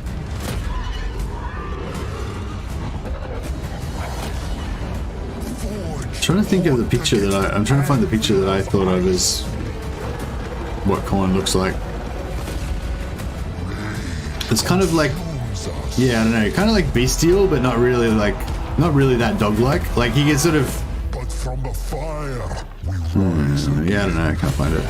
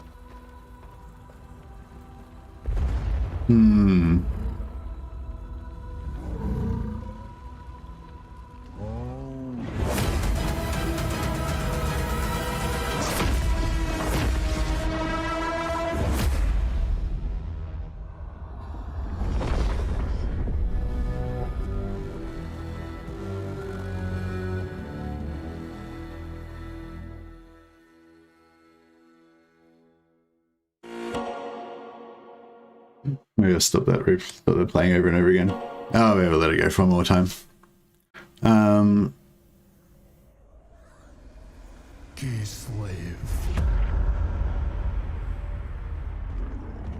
Capes on winged lancers? That's no good, you reckon?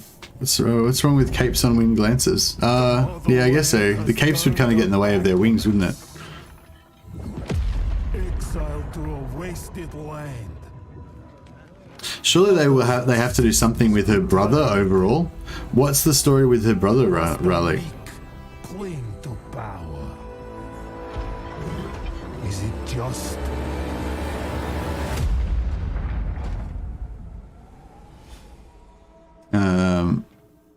Martin Swoboda says, I enjoyed Dawn of War 3, to be honest. It's a pity it was ditched. Yeah, I think it's a pity it was ditched as well. I mean, I didn't enjoy it. I just hated it, totally hated it. But yeah, I feel like they could have maybe fixed it because they brought it out and it was like everyone was kind of hating on it. And then they released like a statement saying, oh, we've taken on all your feedback and we're going to change a bunch of stuff and make it better, make it more like what you wanted or whatever. I don't really remember exactly what they said, but then they kind of did some really minimal stuff and then they just ditched it. And yeah, it was a real shame. But like, yeah, like, because I mentioned Dawn of War 3 in the my trailer, my leak video or whatever that I did, and I got a couple of people like comment back like, fuck you, Dawn of War 3 was a great game or whatever, you know, and like it wasn't that you know, it wasn't that Relic, you know, ruined the franchise. It was the, you know, faithless fans basically that, you know, let the team down and all that sort of shit. And it's just like, dude, you know, like, it's not the fans' job to make a game that the fans like, you know what I mean? So you can't like you can never really blame the fans for like not liking a game. It's always the developer's fault, you know. Which is not to say they didn't try really hard and they didn't put a lot of creativity into it and they didn't do a fantastic job, but somewhere along the lines they fucked up, you know. And even if Dawn of War 3 was an amazing game and the problem was just the fans didn't like understand it or didn't give it a chance or whatever, then it was the marketing department's fault for not explaining it properly, for not selling the story, for not getting people into it. You know what I mean? Like you can't blame the fans for like just not liking something. You know what I mean? Like it's the job of the developers to make and the marketing department to make the fans like it. You know. But yeah, but for whatever reason, like yeah, it's pretty much undisputed that Dawn of War 3 was a complete failure. Because you know, like if nothing else, because the development got abandoned, you know, straight afterwards. So yeah, there's definitely people that enjoyed it. I feel like I could have enjoyed it, like you know, maybe if it had gone on a little bit longer and it got a bit more development and stuff. But yeah, I tried to play it actually recently and I just kind of hated it, just couldn't get into it at all.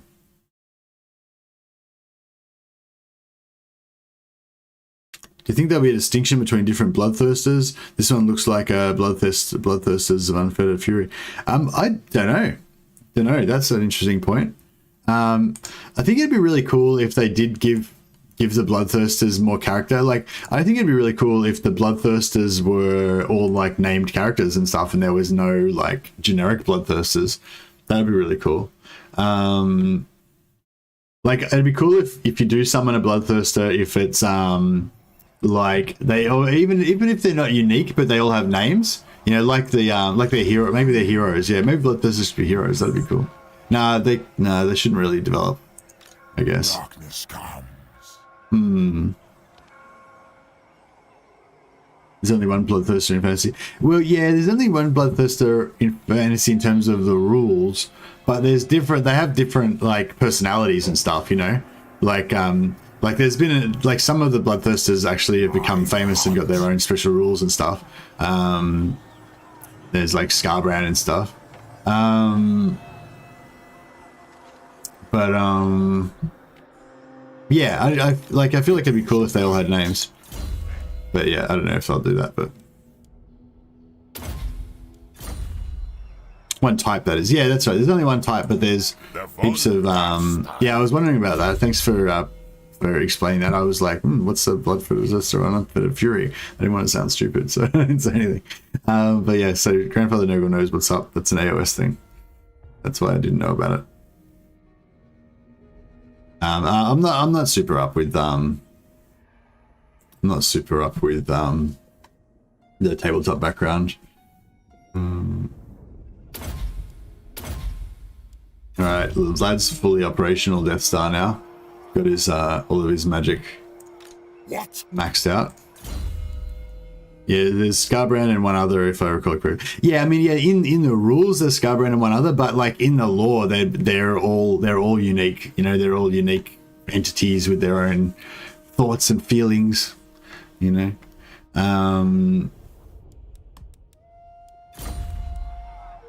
Descendant of Batur. They're all individuals. Scarbrand's gonna be fun to see. He's definitely gonna be a legendary hero you unlock with a quest battle like Lord Croak. Oh yeah, that'd be cool. The different types of bloodthirsters are listed on the Warhammer Fantasy Wiki, so I thought it's a fantasy thing. Oh, okay. Okay, yeah, I wasn't aware of it. Yeah, there weren't multiple types of bloodthirsters when I was into it, but I was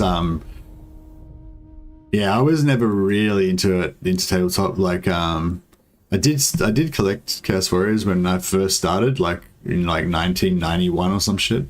But yeah, so I'm a little bit behind on the rules. But yeah, I mainly just kind of vaguely follow the rules in terms of just in out of interest for the lore.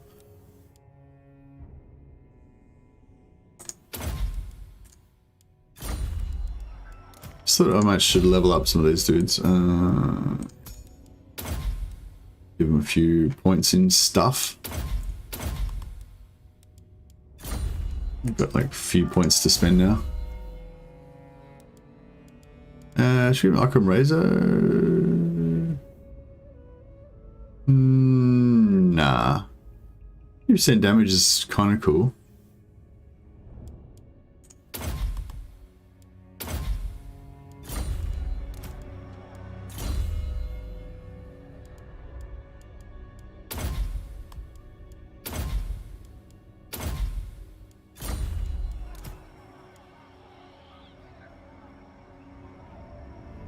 I still love the fact that Scarborough just gets yeeted by Khorne. Great demons have even been known to be deities in their own right, at least according to what I've read. Yeah, I mean they're basically demigods, you know.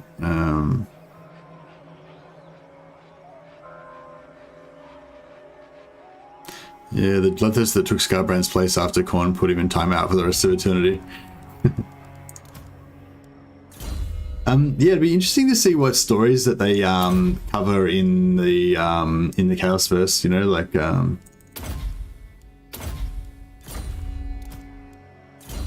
because they're gonna have to choose some lords and stuff, and then those maybe I'll do a Fate of Buna on this one.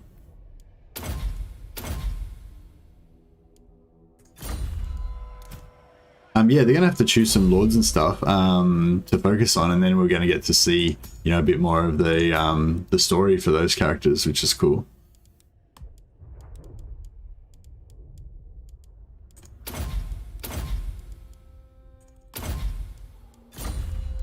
Alright, it's got a lot of heroes to level up. Getting there. Man, it's just gonna have so much magical reserves now, it's gonna be fantastic. Fantastic.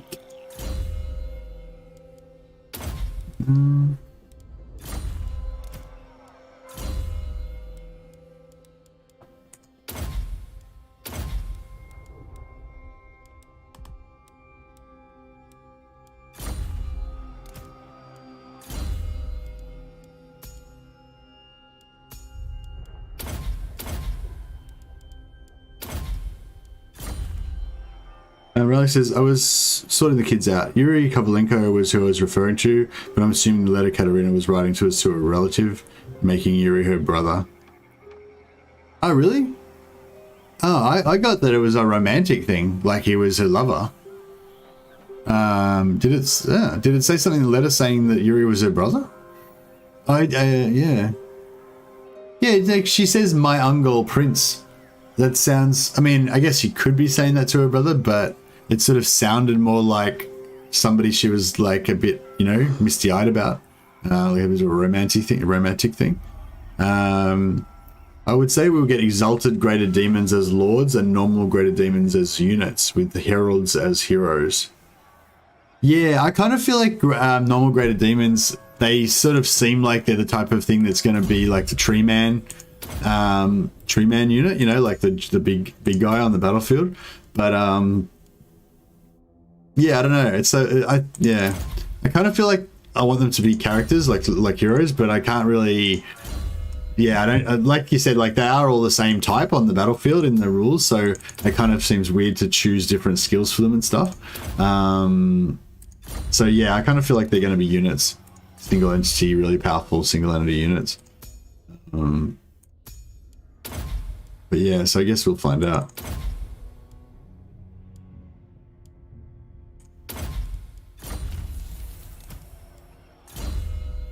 Maybe Slanesh is involved there, both siblings and lovers. Maybe a bit of Game of Thrones action. I don't know if I want to have... Oh yeah, maybe I'll make her immortal, fuck it.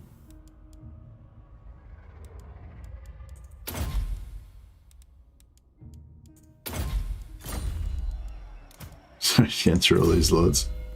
Armor before HP. Oh, did I? Yeah. There wasn't like I wasn't trying to make a statement or anything.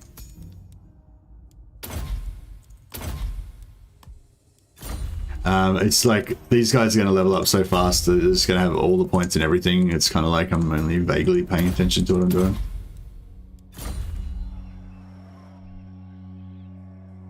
Armor before HP. Yeah, I have thought about that before though. I don't know. I mean, it's never really that much of an issue because they're always leveling up so fast they're going to get both. But yeah, I guess I'd probably go HP then armor. Yeah. Oh, I didn't realize he had a bigger skull on his... He's got a bigger skull on his banner pole because he's the leader and he's all got little skulls. I never noticed that before. Undeath Ascendant.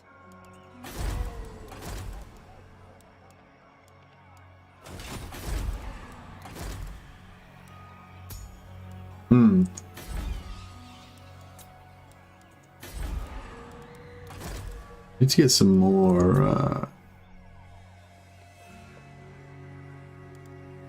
Let's get some more necromancer capacity.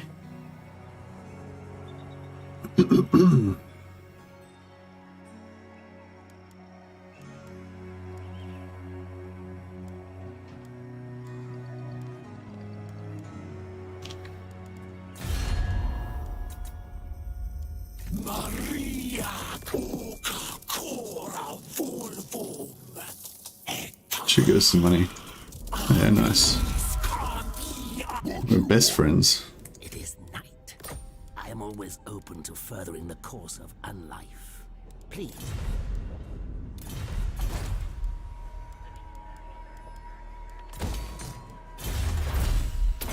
Get that, and then we'll go for this one.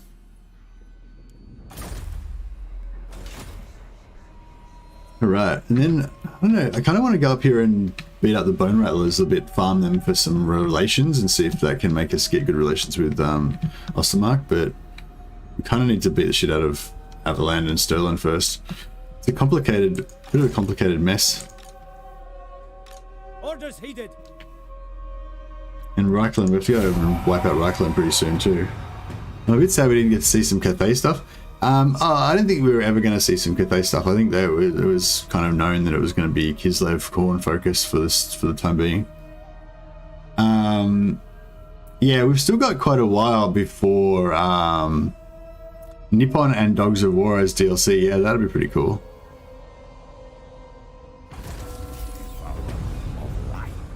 Didn't they theorize that Yuri was Katarina's lover? Yeah, that was my thought, that she was potentially a lover. Yeah, it was a bit of like a Romeo and Juliet type of situation, perhaps. Yeah, that was the kind of vibe I got as well. Okay, so Ready. shit trait. It's a somewhat good trait. We got a lot of lawkeepers now, so we could actually start. How many vampires we got? 16 out. Actually, we need some more vampires as well.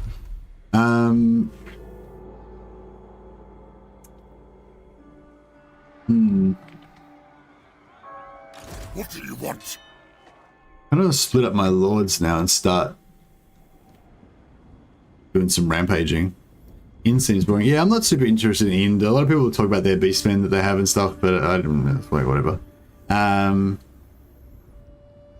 Yeah, I'm much more interested in Dogs of War and Tilia and Estalia than I am in Ind.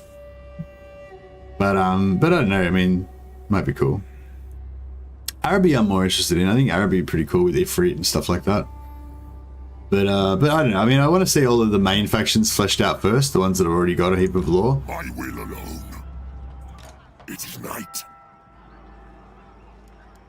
Good, this will do.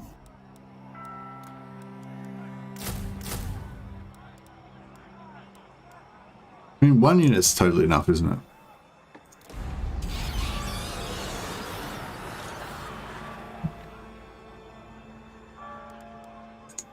This night?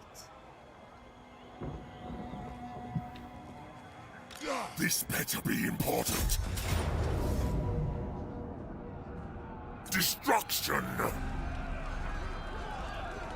wonder if these guys, if I move them into his army.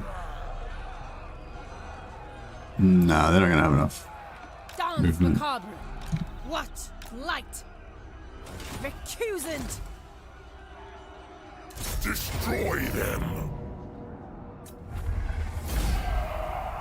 We go to see some sort of merc system using the Dogs of War. Yeah, that'd be pretty cool. One trio Chaos God is clearly a horned rat. Looks like butcher them like Tilia and Estalia got butchered in this game. Tilia and Estalia didn't get butchered in the game, Dash Dash. Tilia and Estalia haven't been introduced to the game. Kill them, raise Um, them. they're just using Empire as a placeholder, the same way that they're using Empire as a placeholder for Kislev prior to them getting introduced. Yeah, I've still got very high hopes for Estalia and Tilia getting added to the game, or Dogs of War getting added to the game, or something like that. Yeah, I don't think that Tilia and Estalia have been butchered. You know, if it turns out that they never come back and do another pass on the Southern Realms, I'll be, you know, pretty bummed out about that. But I don't think that that's the case at the moment. All right, what are we going to do here?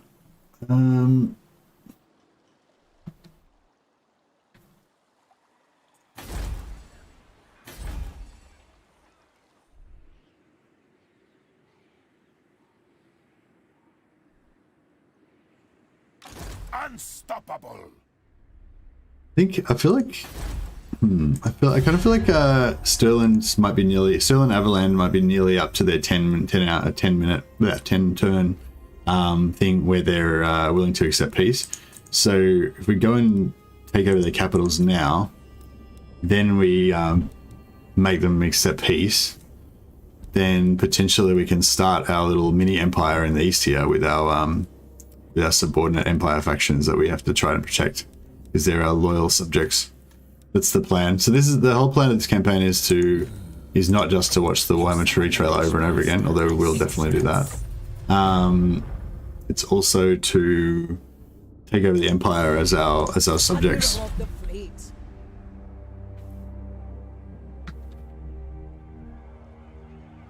Oh, I forgot to fucking do the fuck's sake.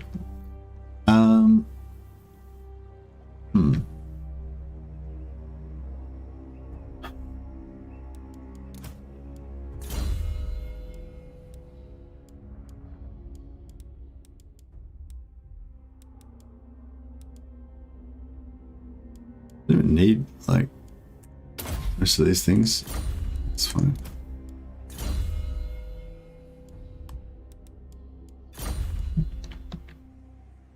Drink their life force. All die. Obliterate. Lord of the Night. Now.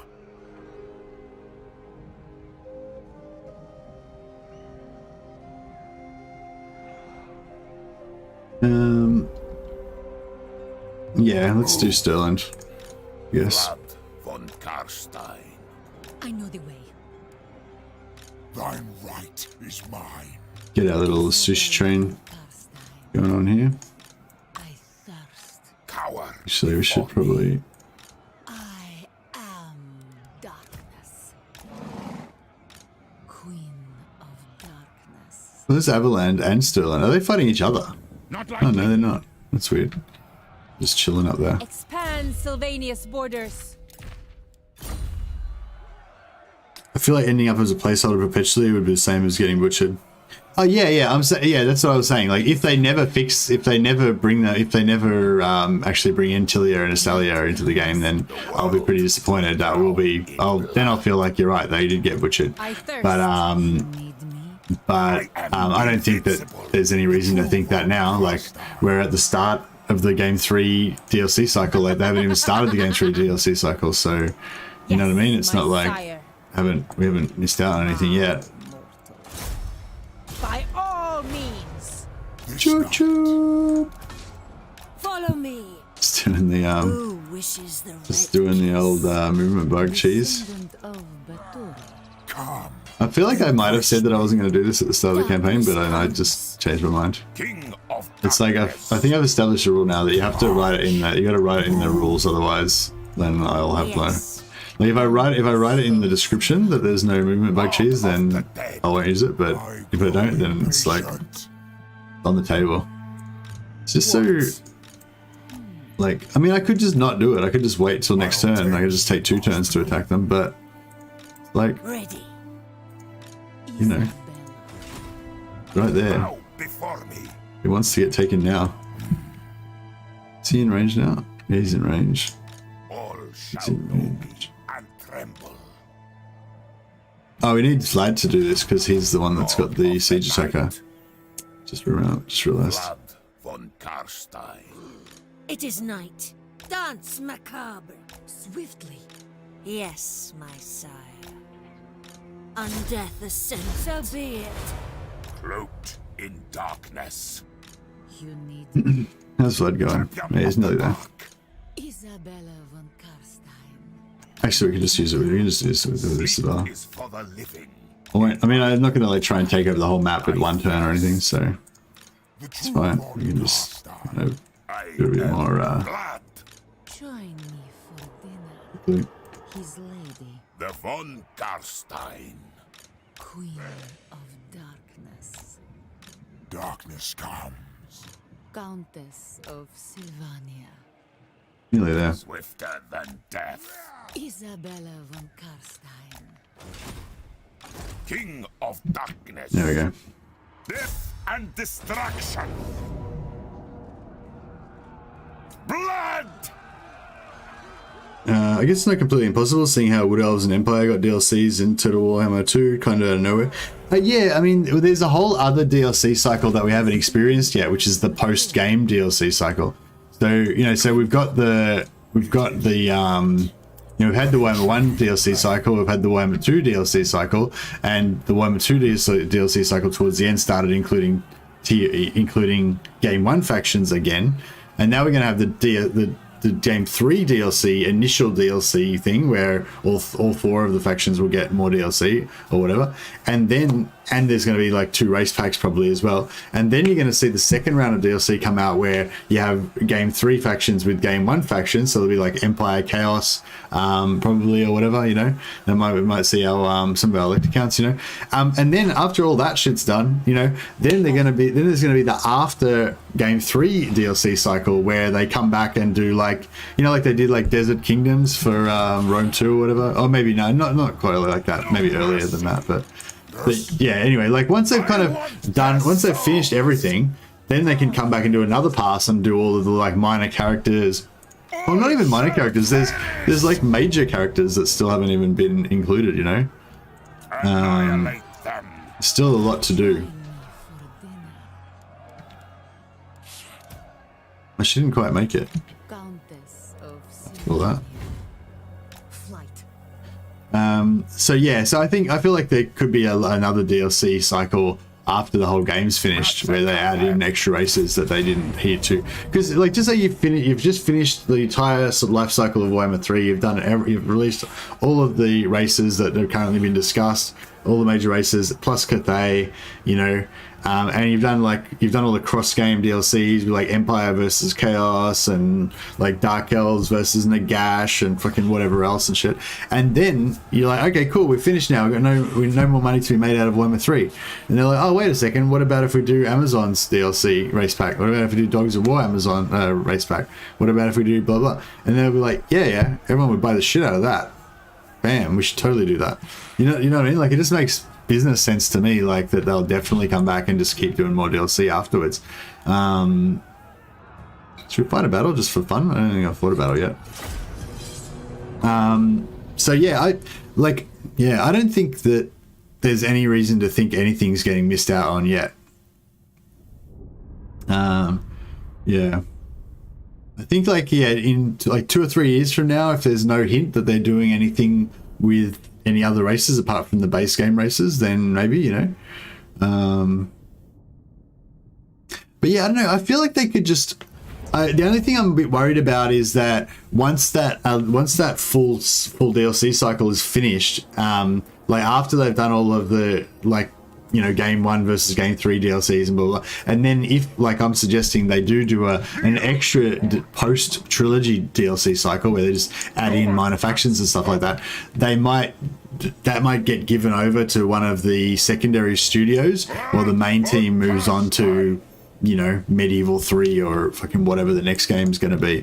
And so the next round of DLCs might be a bit more, like, they might be a bit more low effort, a bit cheaper in development, or they might be a bit like crazy because there's a different development team working on it instead of the main team, you know, stuff like that. It's the only thing I'm a bit worried about, like that the quality might be not as good. Hungry for blood. Vlad von Carstein. Let's just go straight in there. Fuck it. End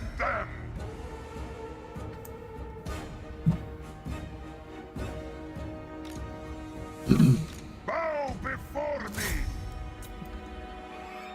should just focus on making the game as perfect as possible, and then just pump out factions and special characters, rules, and units for all existing factions. Yeah, that's it. That's what I think as well.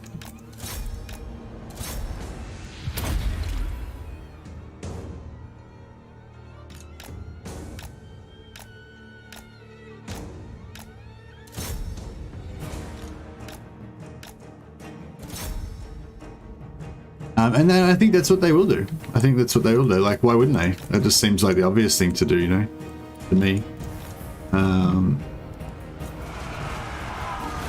Where's this hero? There he is.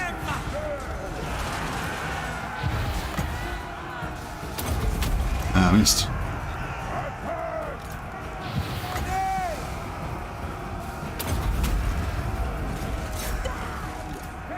Who had the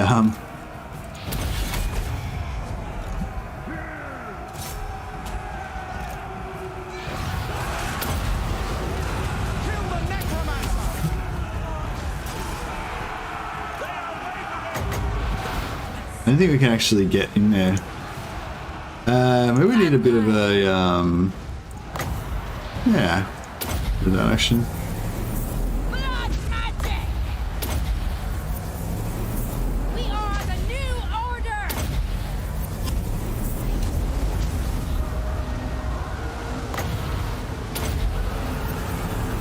We are immortal! Oh, I can't fit in there.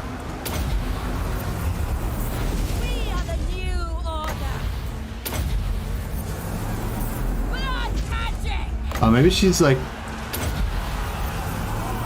We are immortal. I think she keeps getting attacked by a lord or something and she can't cast it.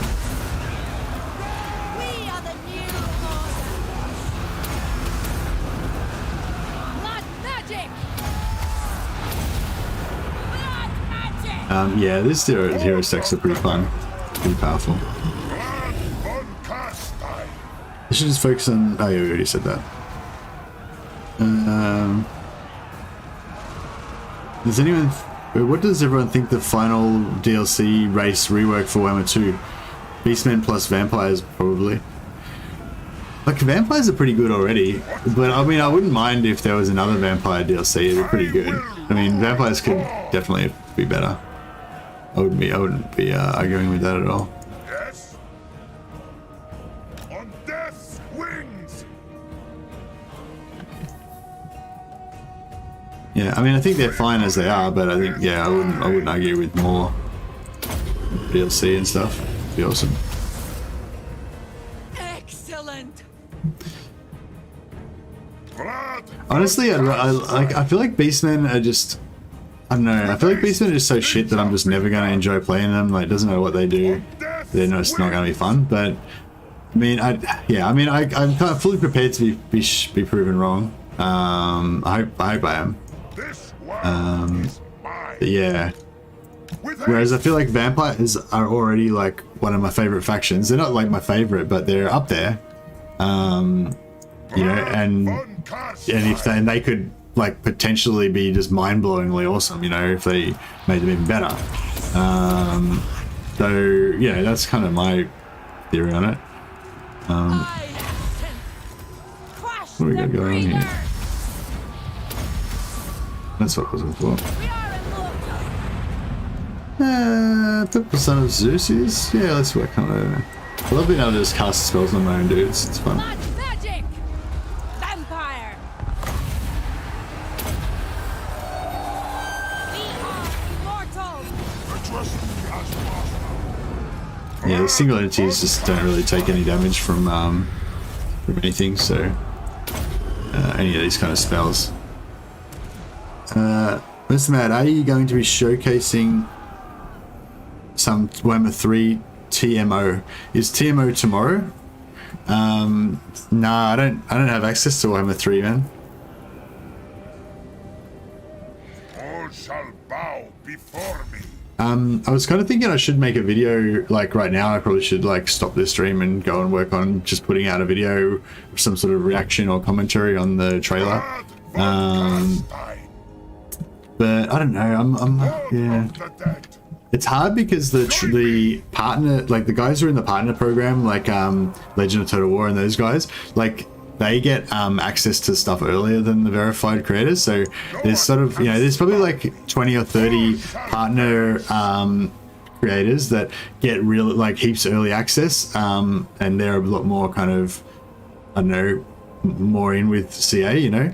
And then there's the verified creators like me. There's like heaps of us. There's probably like 50 of us or something, and we don't get like very early access. We just get a little bit of early access and stuff like that, you know. So yeah, the verified creators is kind of like the I don't know, it's like the tryouts for partner program or something. So yeah, there's like 5,000 trailer reaction videos. Yeah, that's right. And like they're all like, I don't know, it's like when I used to watch a lot more Warhammer content before I started making it and lost the ability to have time to do anything.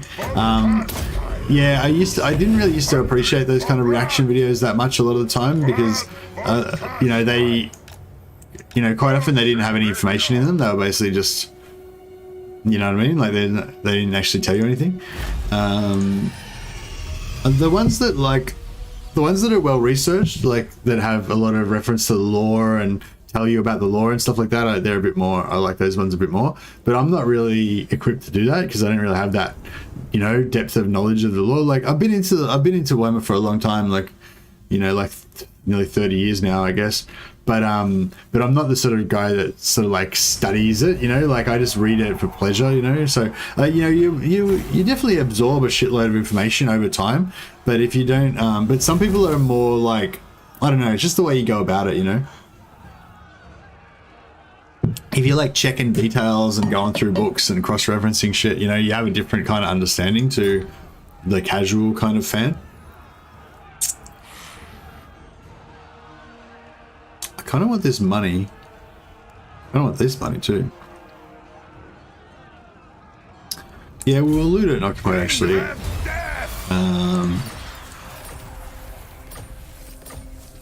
We'll get some, yeah, some students. Love it. We'll get some rebellion happening. And now, so now we can like be the rulers of Stirland. And have our, you know, rule from our castle on high, and have all of our little minions around the place.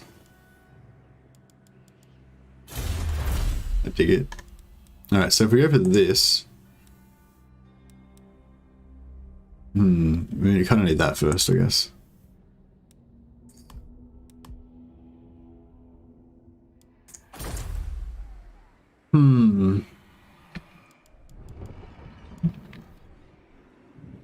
Oh, these guys got their students already, yeah. Yes.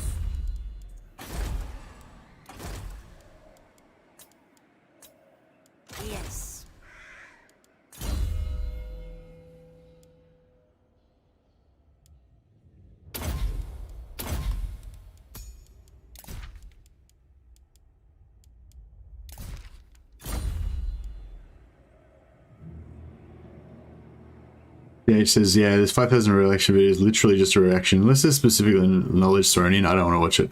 Yeah, that's right, yeah. It's hard because, like, I do want to, like, be involved in the discussion, you know, and it's cool, like, Yes, you know, you're putting out your theories and stuff, like a lot of the, like, the stuff we discussed here tonight, but I don't know how much value it really offers, you know. Bring their life force. Yeah.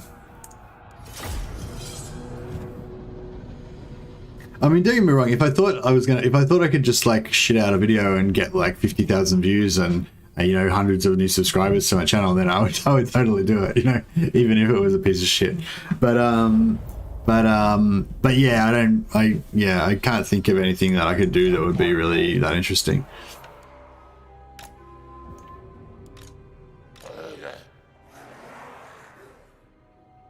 And I think it's also the type of channel that you are. Like if you're Legend of Total War or Indie Pride or something like that, where you've already got like a huge following of like 100,000 subscribers or 300,000 subscribers or whatever. Like people want to hear your opinion just because they like listening to you talk and shit, I guess, you know. like, you know, I mean, like you've got a lot of fans that are just interested in your opinion because it's your opinion, you know what I mean? Whereas if you're like a smaller channel like me, like people don't really give a shit about my opinion about stuff, you know. I mean, you guys do, because you're like interested enough to actually watch the stream and stuff, but like the general population that I'm making a video for, you know, they care more about the value of the content and less about you as a person.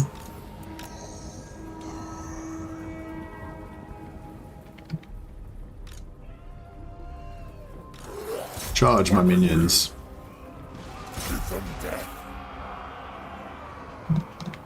Yes, awake, minions. What's the speed on this thing? 25. Shit, it's really slow. Necromancer. Shit, I don't know if he can get away. Get away! Arise, legions, arise! The summoning begins. Okay. You serve me. Undead descendant. Oh yeah, so did we decide that it was better... Just increase damage, yeah, just does more damage. I don't know. Maybe. With haste. Death magic. Where's my... Oh, that's right, yeah, all my skeletons are gone. That's cool.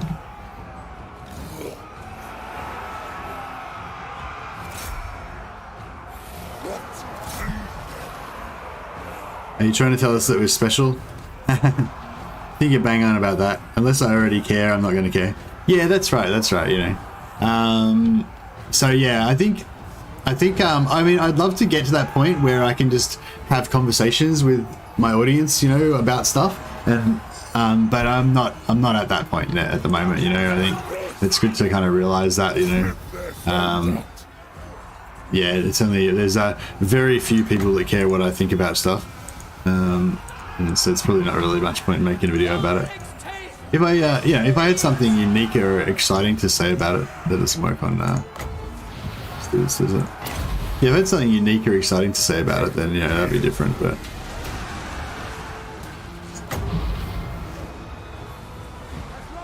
So it goes for quite a long time, Winter Death, doesn't it? Like this, that'll probably hit these guys over here as well, I think. Isn't it so good, Winter Death? It's just like, ah.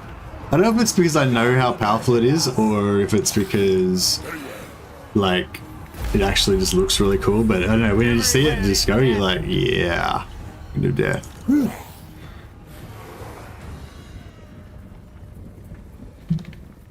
Just want to wait till these guys crumble completely away in case they screw up my, because there's so many of them, it might screw up my, okay, they're dead. Might just give him a bit of a top up with the heals as well. But yeah, I think if one day I get really big, you know, then like I might get to the point where I can make those type of videos and people would be interested. So, you know, that'd be cool. Hey Andrew Jones, how you going, man? We'll need to make some more maybe we should do like some sort of themed no, that was stupid. I've been trying to think of some sort of Warhammer 2 content that I could do that would be like related to Warhammer 3, but I don't know. Like, I think I could do some sort of like head-to-head Chaos versus Empire campaign or something, but I don't know, that would be stupid because the guy who plays Chaos would just get owned. It'd be interesting though. It'd be interesting. I mean, it wouldn't be interesting. It might. I mean, I thought it might be interesting, but it probably wouldn't be interesting. Like, I feel like we haven't watched the trailer in ages. We got to get you some more subs. Yeah, that's right, Steven. I don't know how to get more subs. I guess just making videos. No, that's the thing. That's why people make these reaction videos and stuff, because, you know, every time you make a video, like there's more potential people that can come and find your channel, you know? So it's really good. Like, and I was really kicking myself because when the first Warhammer 3 trailer came out, I kind of had the same attitude of what I'm describing to you guys now, where, you know, I didn't feel like I really had much to say about it. I didn't really know, you know, what I could do to add value or anything, and so I ended up just not doing anything. And This better be important. Should we try to go for?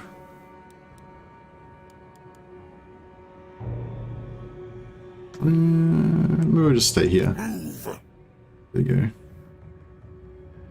Hopefully they don't kill my... Oh, he's immortal anyway, so it's fine. I hunt. More sleep shines. On death ascendant. Actually, no, we'll put him back up here so he can get these vampires to his posse. Who wishes the red kiss?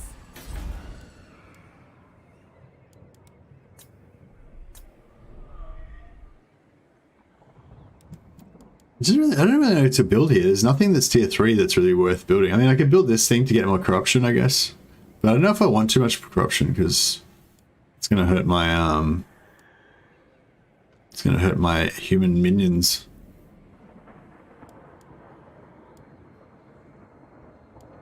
What's that thing do? Yeah, it's pretty cool. Like, we just want to get to tier 3 as fast as possible, really. That's, I mean, tier 4. That's really the only thing that's... We could try and, we could level up Walden off, but... Ugh.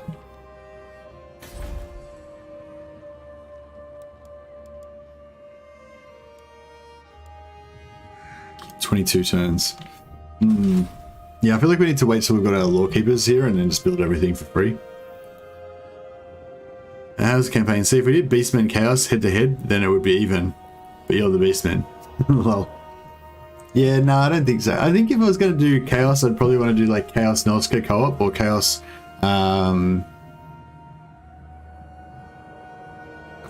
Chaos Norska co-op or Chaos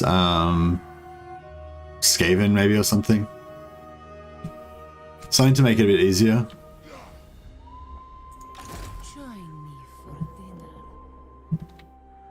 Alright, we'll go down here and we'll conquer Everheim as well. Thine right is mine. Dance macabre. Then While we're here. Actually, yeah, Sterling, like... The Empire. Deliver your missive and then... Oh yeah, Sterling's like all over us now. But not enough to actually...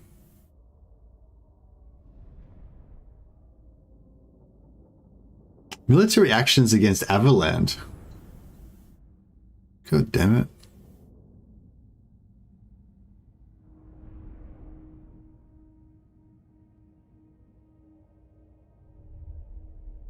So they can peace out with Sterling, but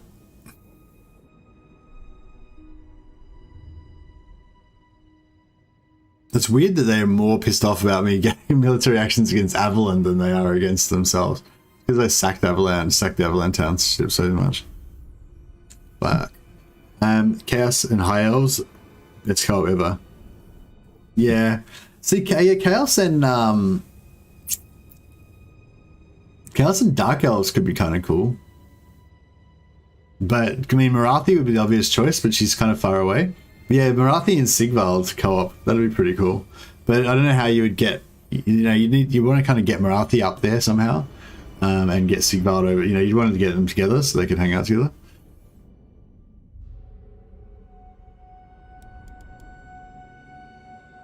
I don't know if I should do this just yet. Who's Everland at the war with? All right. Everland's just at war with us.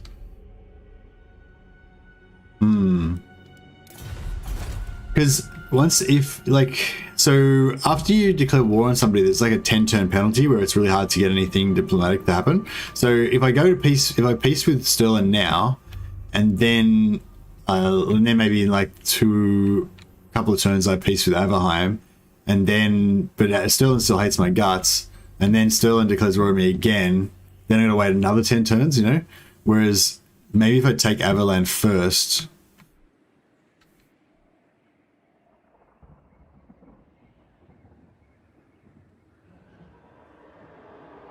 Yeah, actually, yeah, I'll take Fort Oberstyre and Swarthafen, end this triple sack city, then conquer Averland. Yeah, that'll work.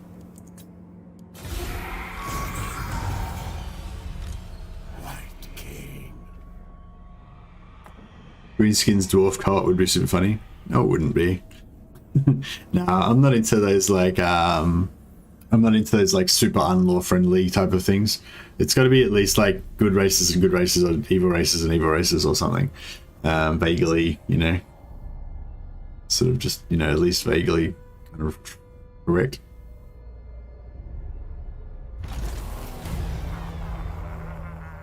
Oh, I should have.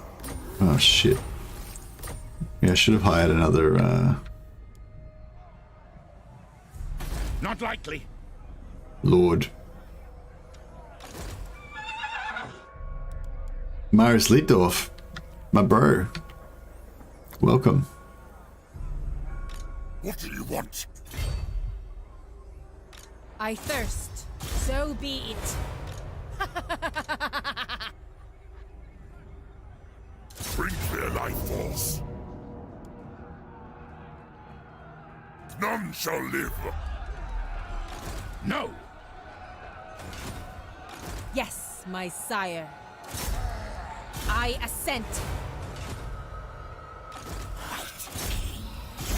I love the laugh that love the laugh that the vampires do.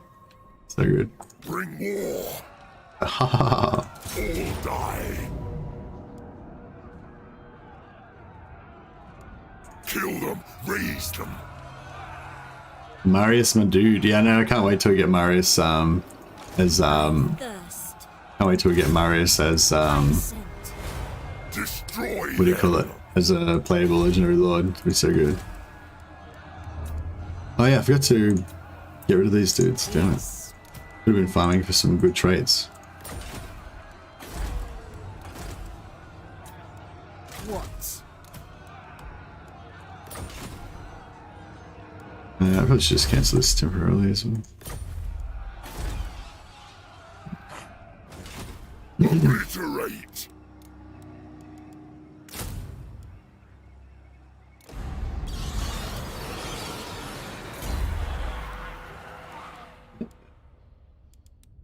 What are you, lawkeeper?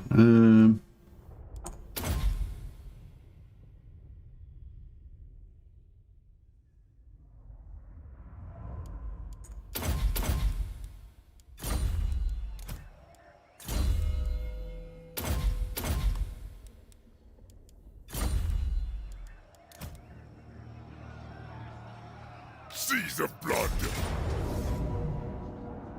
No, it's actually like worse now. What's going on there?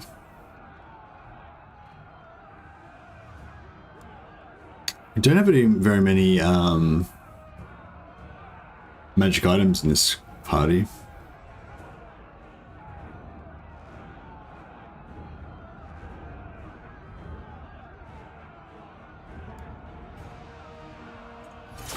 Give it a try.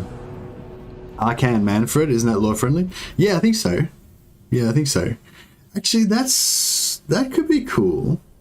That could be really cool. Because a few people have suggested that should like you'd maybe use the movement bug to, in case you need to defeat Marius, just name a vampire lord after him and pretend that he joined you. Yeah, that would be super sweet. But now I want to keep him alive as the elector count of. I want him to bend the knee. I don't want to kill him.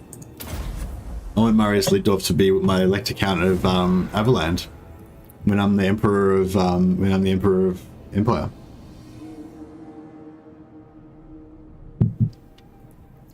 Cool, super helpful. Swiftly. I feel like this might work out okay. The problem is we don't have any magic items. And we've only got one guy that's giving us mana back.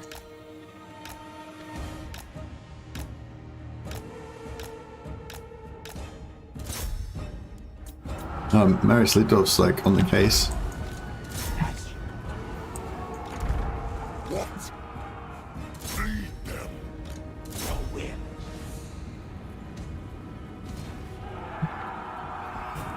Vampire Lord. Die, mortals, die!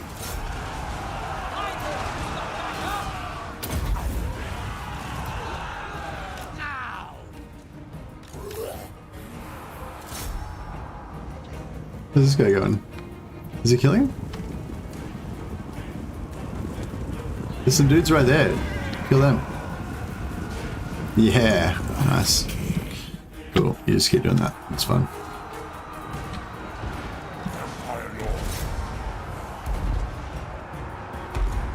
With haste!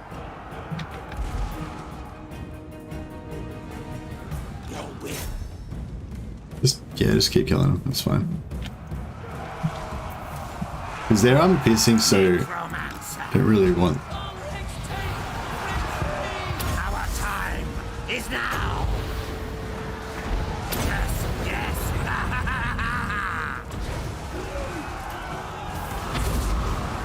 am eternal. Like my feast. I'll have their blood. We nearly got leaped off. Come on, leaped off. He's stuck in there at the moment. He's jammed in amongst all my heroes. Hit him again. One more time. One more. Yes, got him. Fuck it. Alright, let's see if we can kill that hero as well. That'd be pretty groovy. Oh, dude. Oh, man. What the fuck? Stop shooting. Stop chasing him for some reason. It's really bad. I thirst. Night comes.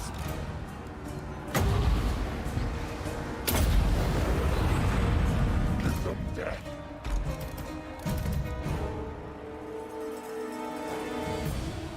Yeah, he should be killing them. Yeah, he's killing them. I think he just...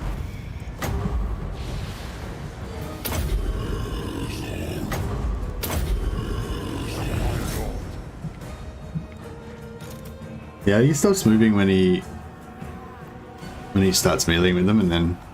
Look, how fucked is it this melee hero is, like, not even really winning against these completely shit melee defense 16 outriders? Like, why aren't they killing... Why isn't he killing them, like, really hard? It's whack.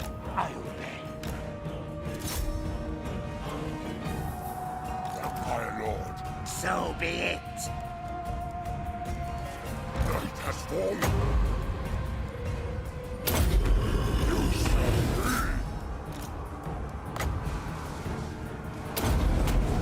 Oh, the Witch Hunter's still in there, Rip their souls out. killing our dudes. It shall be done. Yes. Your will. I obey. Serve my will.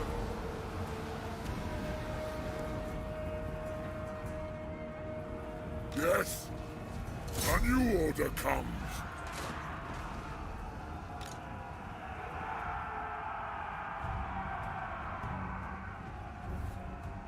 Your will. Lord and Master.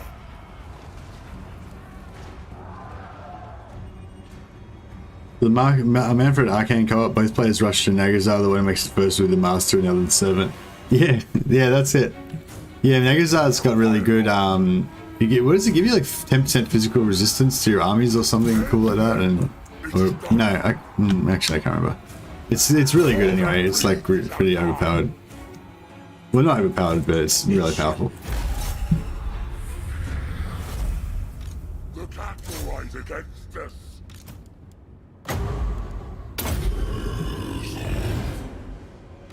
Empire Lord.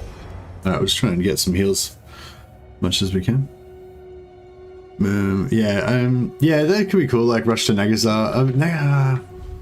Is Nagazar though one of those places that's Nagashazar really like a really shit place that's got really bad movement and like all that stuff around the like the Orc lands,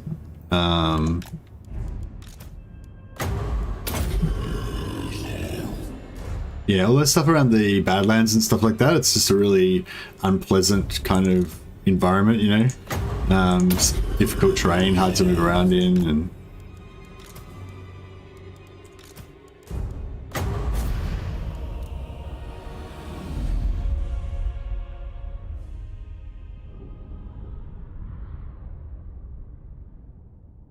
Yeah.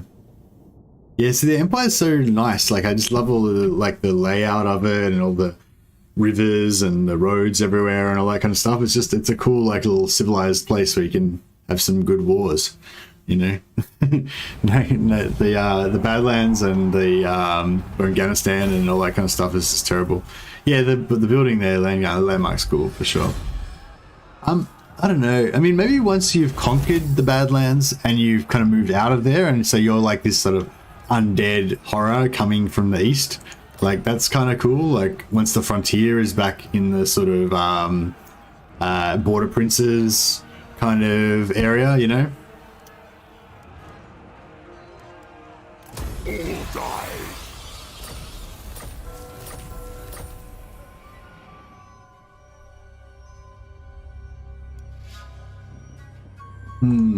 This better be important. Cease. Now. Is that? You're No, not it's not. dead.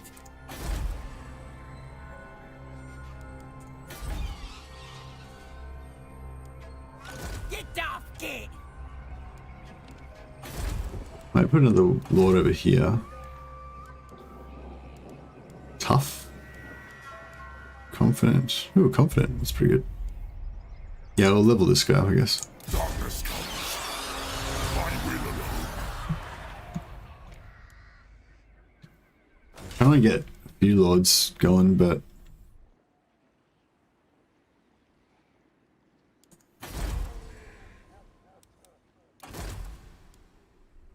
yeah, should.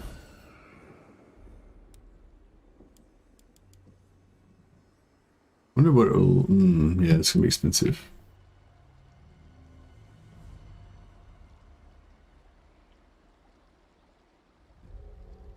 I kind of want to send him down to take short safe and. All shall know me and tremble.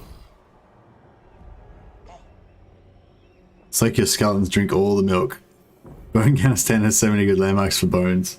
Extra ship place. Yeah, so I guess Afghanistan is going to be like where Neferata's... Not Neferata. Neferata? Is Neferata the queen of the Lamians? Is that the right person? Am I thinking the right person?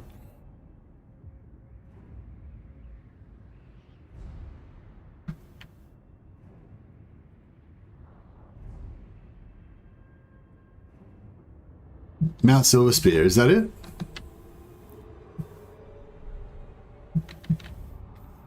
Yeah, okay. So I think Neferata's going to be that kind of like undead in the east thing. So she's going to start off like here, and then she can take over all this area and have all those bone landmarks. Yeah, kind of cool.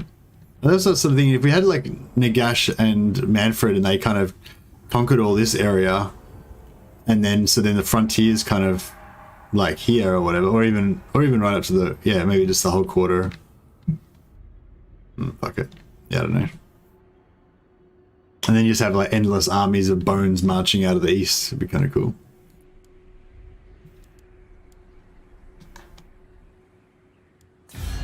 Yes. Excuse the tomb breath. Absolutely not. These guys are not. We need a lot of money to get Kemlar usually. Let's bribe him. So I don't know how that's going to work out, but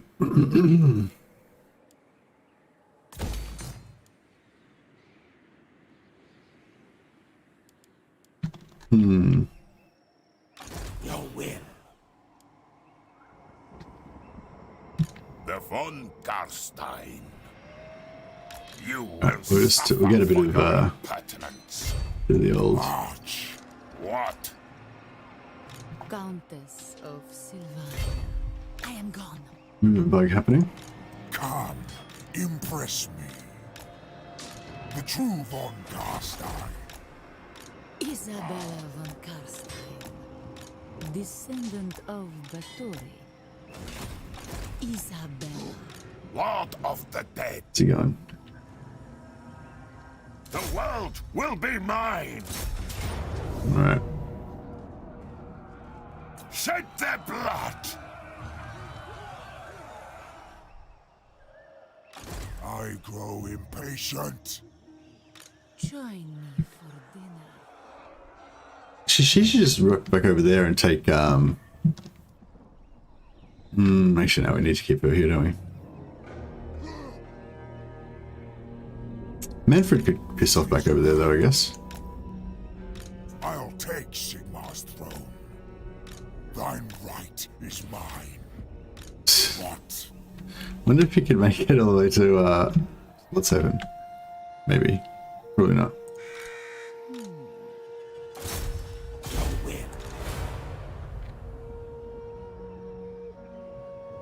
Fight. His lady. I want their souls.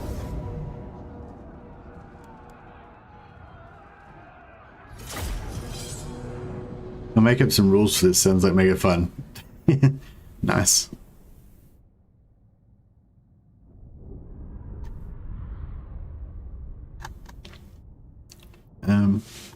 Yeah, that's the thing with the Warhammer 3 stuff. It's like I probably should be making some Warhammer 3 related content if I can think of something that'd be interesting to do about it. But I've got other content that I want to make that's not Warhammer 3 related. But I don't know whether it's better to like push that out as fast as possible. So while everyone's excited about Warhammer in general, they might be interested in some Warhammer 2 content, you know, or whether, you know, should just wait till all the Warhammer 3 stuff's died down and then get back to Warhammer 2 content, sort of thing, you know. All shall bow before me. Like, yeah, like my White Lions thing is what I'm working on at the moment, which I think is hopefully going to be pretty funny, but I don't know, it probably won't be. It'll probably be like entertaining to watch, hopefully, but it might not be very clickbaity. Like people might not be that interested in clicking on it. But yeah, I don't know. We'll see how it goes. But it's not going to be. It's not. There's nothing Warhammer 3 related about it, so it's going to kind of miss out there. On death's wings. Oh, this dude's like just standing there.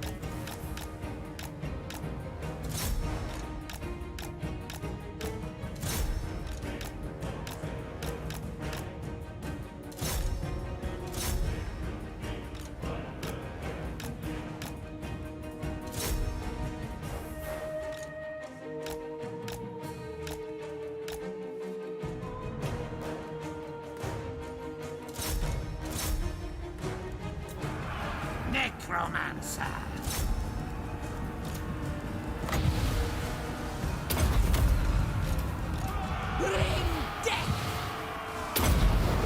Everyone's we put weapon skill up to ballistic levels, and then we beat the shit out of this dude.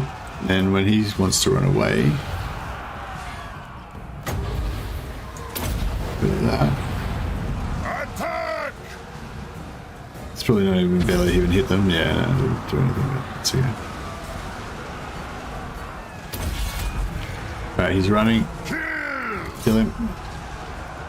And yeah, these pits of shades and stuff are actually pretty good for this kind of close in work.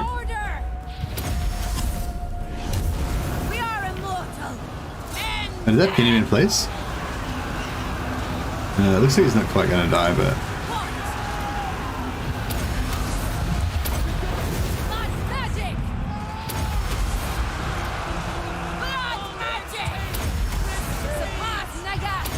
every time his old works tainted just sounds like really wrong to me. Crush the breather! Vampire! We are immortal! Nagash was weak. Witness true power. Nagash was weak. I am busy. Bring death. Is there anyone left to kill? What's going on? This world is mine.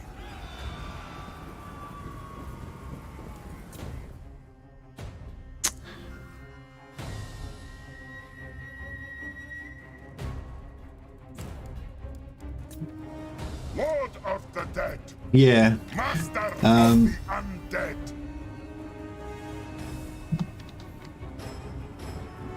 Yeah, I don't know. I mean, I'll probably end up making something about the trailer, maybe. I don't know. The other thing too is time. Like I probably won't even make anything because I just won't have time to do any content. Because I got a job and stuff. I got to, got to go to work and everything.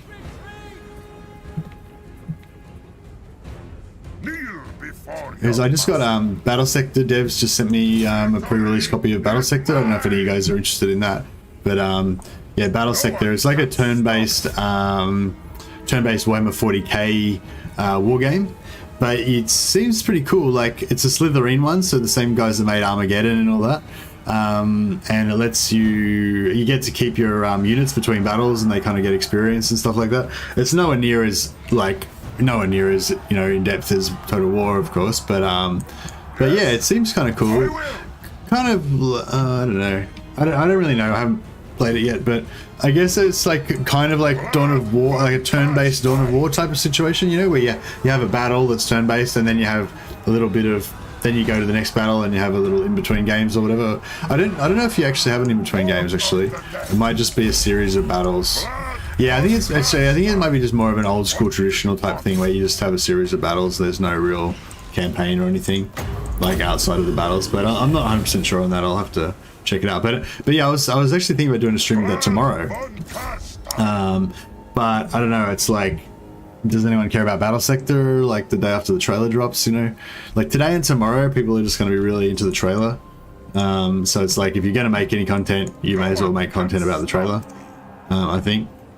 But like, yeah, but as we discussed already, I don't know if I really got anything worth saying about it.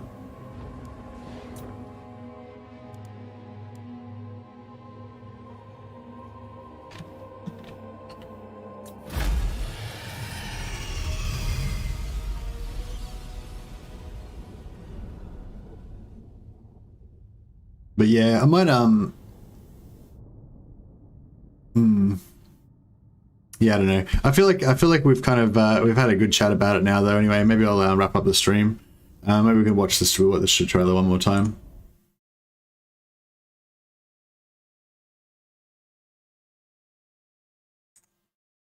Just in case we missed anything, we'll give it one more go.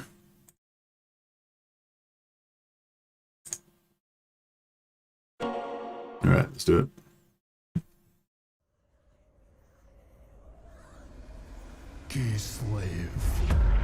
Keyslev. Get our new hero / lord. The motherland Armies of Kislev. back on us. Exiled to a wasted land. Yeah, see, I'm more thinking this is like a... This is an intro to a chaos faction, like... The meek cling to power. These are like corn dudes that have start off as Kislev and they've become chaos. Kislev, indeed. To be the bulwark the world relies on? Does it make us weak? To witness endless loss?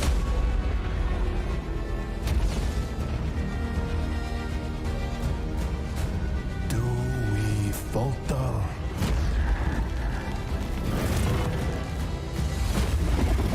No. We are molded by it.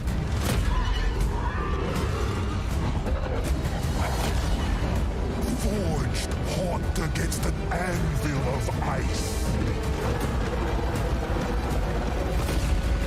Rage consumes us. Yeah, it's just play with a bear and it's pretty cool. But from the fire, we rise again.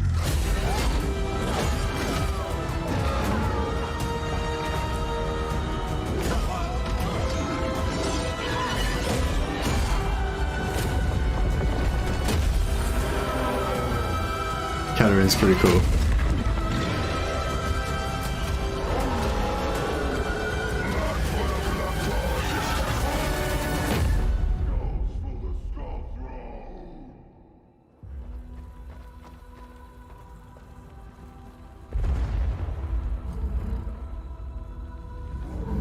Sad bear.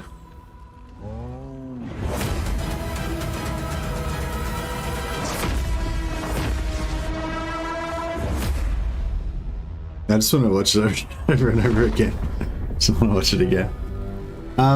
Yeah, it's pretty cool. Pretty cool. I want it now. Yeah, I want it now as well. But yeah, I don't know. I don't know if I got much more to say about it right now. I might just get a bit of go and get back to sleep for an hour or so before I got to start work, guys. So, but yeah, I just wanted to, I don't know, share the excitement of this new trailer announcement with you guys and have a little chat about it. It was pretty fun. The bear immediately wins because it was twice the size of the Bloodthirster. Well, no, the bear's not twice the size of the Bloodthirster. It's just that last, when you're looking from the Bloodthirster's viewpoint, you see the Bloodthirster looks quite big, but then just at the end you're looking from really close from the bear's point of view, like up at the Bloodthirster, so you see the bear's in the foreground.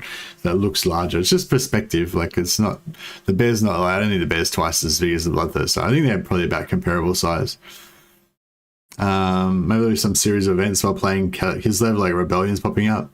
Yeah, maybe that sounds likely. I reckon the bold Kislev bloke that turns to chaos is going to be a DLC for Total War Warhammer 2. Hey Wallish. Nah, I don't. I'd seriously doubt that, because, like, yeah, Kislev is one of the main races for Warhammer 3, so Kislev's not going to be in Warhammer 2. Oh, you mean like Chaos Warriors? Maybe that's an interesting. That's a very interesting idea, Wallish. Yeah, I don't know. I feel like there could be some backlash if they try and do another. Nah, yeah, I don't think so. Nah, maybe. Actually, yeah, that would be awesome if it was. But nah, but it's like, it's part of the Tier Game 3 trailer, so it's sort of like, I don't know. Anyway, that's an interesting one. But yeah, anyway, yeah, thanks a lot, Noggle. See you guys. Yeah, I might go get some sleep. And yeah, I reckon it'd be awesome if your lords could return trader as well, or if there was, not necessarily if your lords could turn trader, but if there was just some mechanic that showed the change from being a normal human to going down the path of the chaos. I think they just definitely need to have that, with some sort of like mechanic for your units to change, your lords to change into more chaosy. Yeah, I think it's a really missed opportunity if they don't do something like that, but at the same time I can understand how it might be really technically challenging. So, but yeah, anyway, one of the next DLCs is called Ice Crow. Wow. Could be something. All right, I'll see you guys.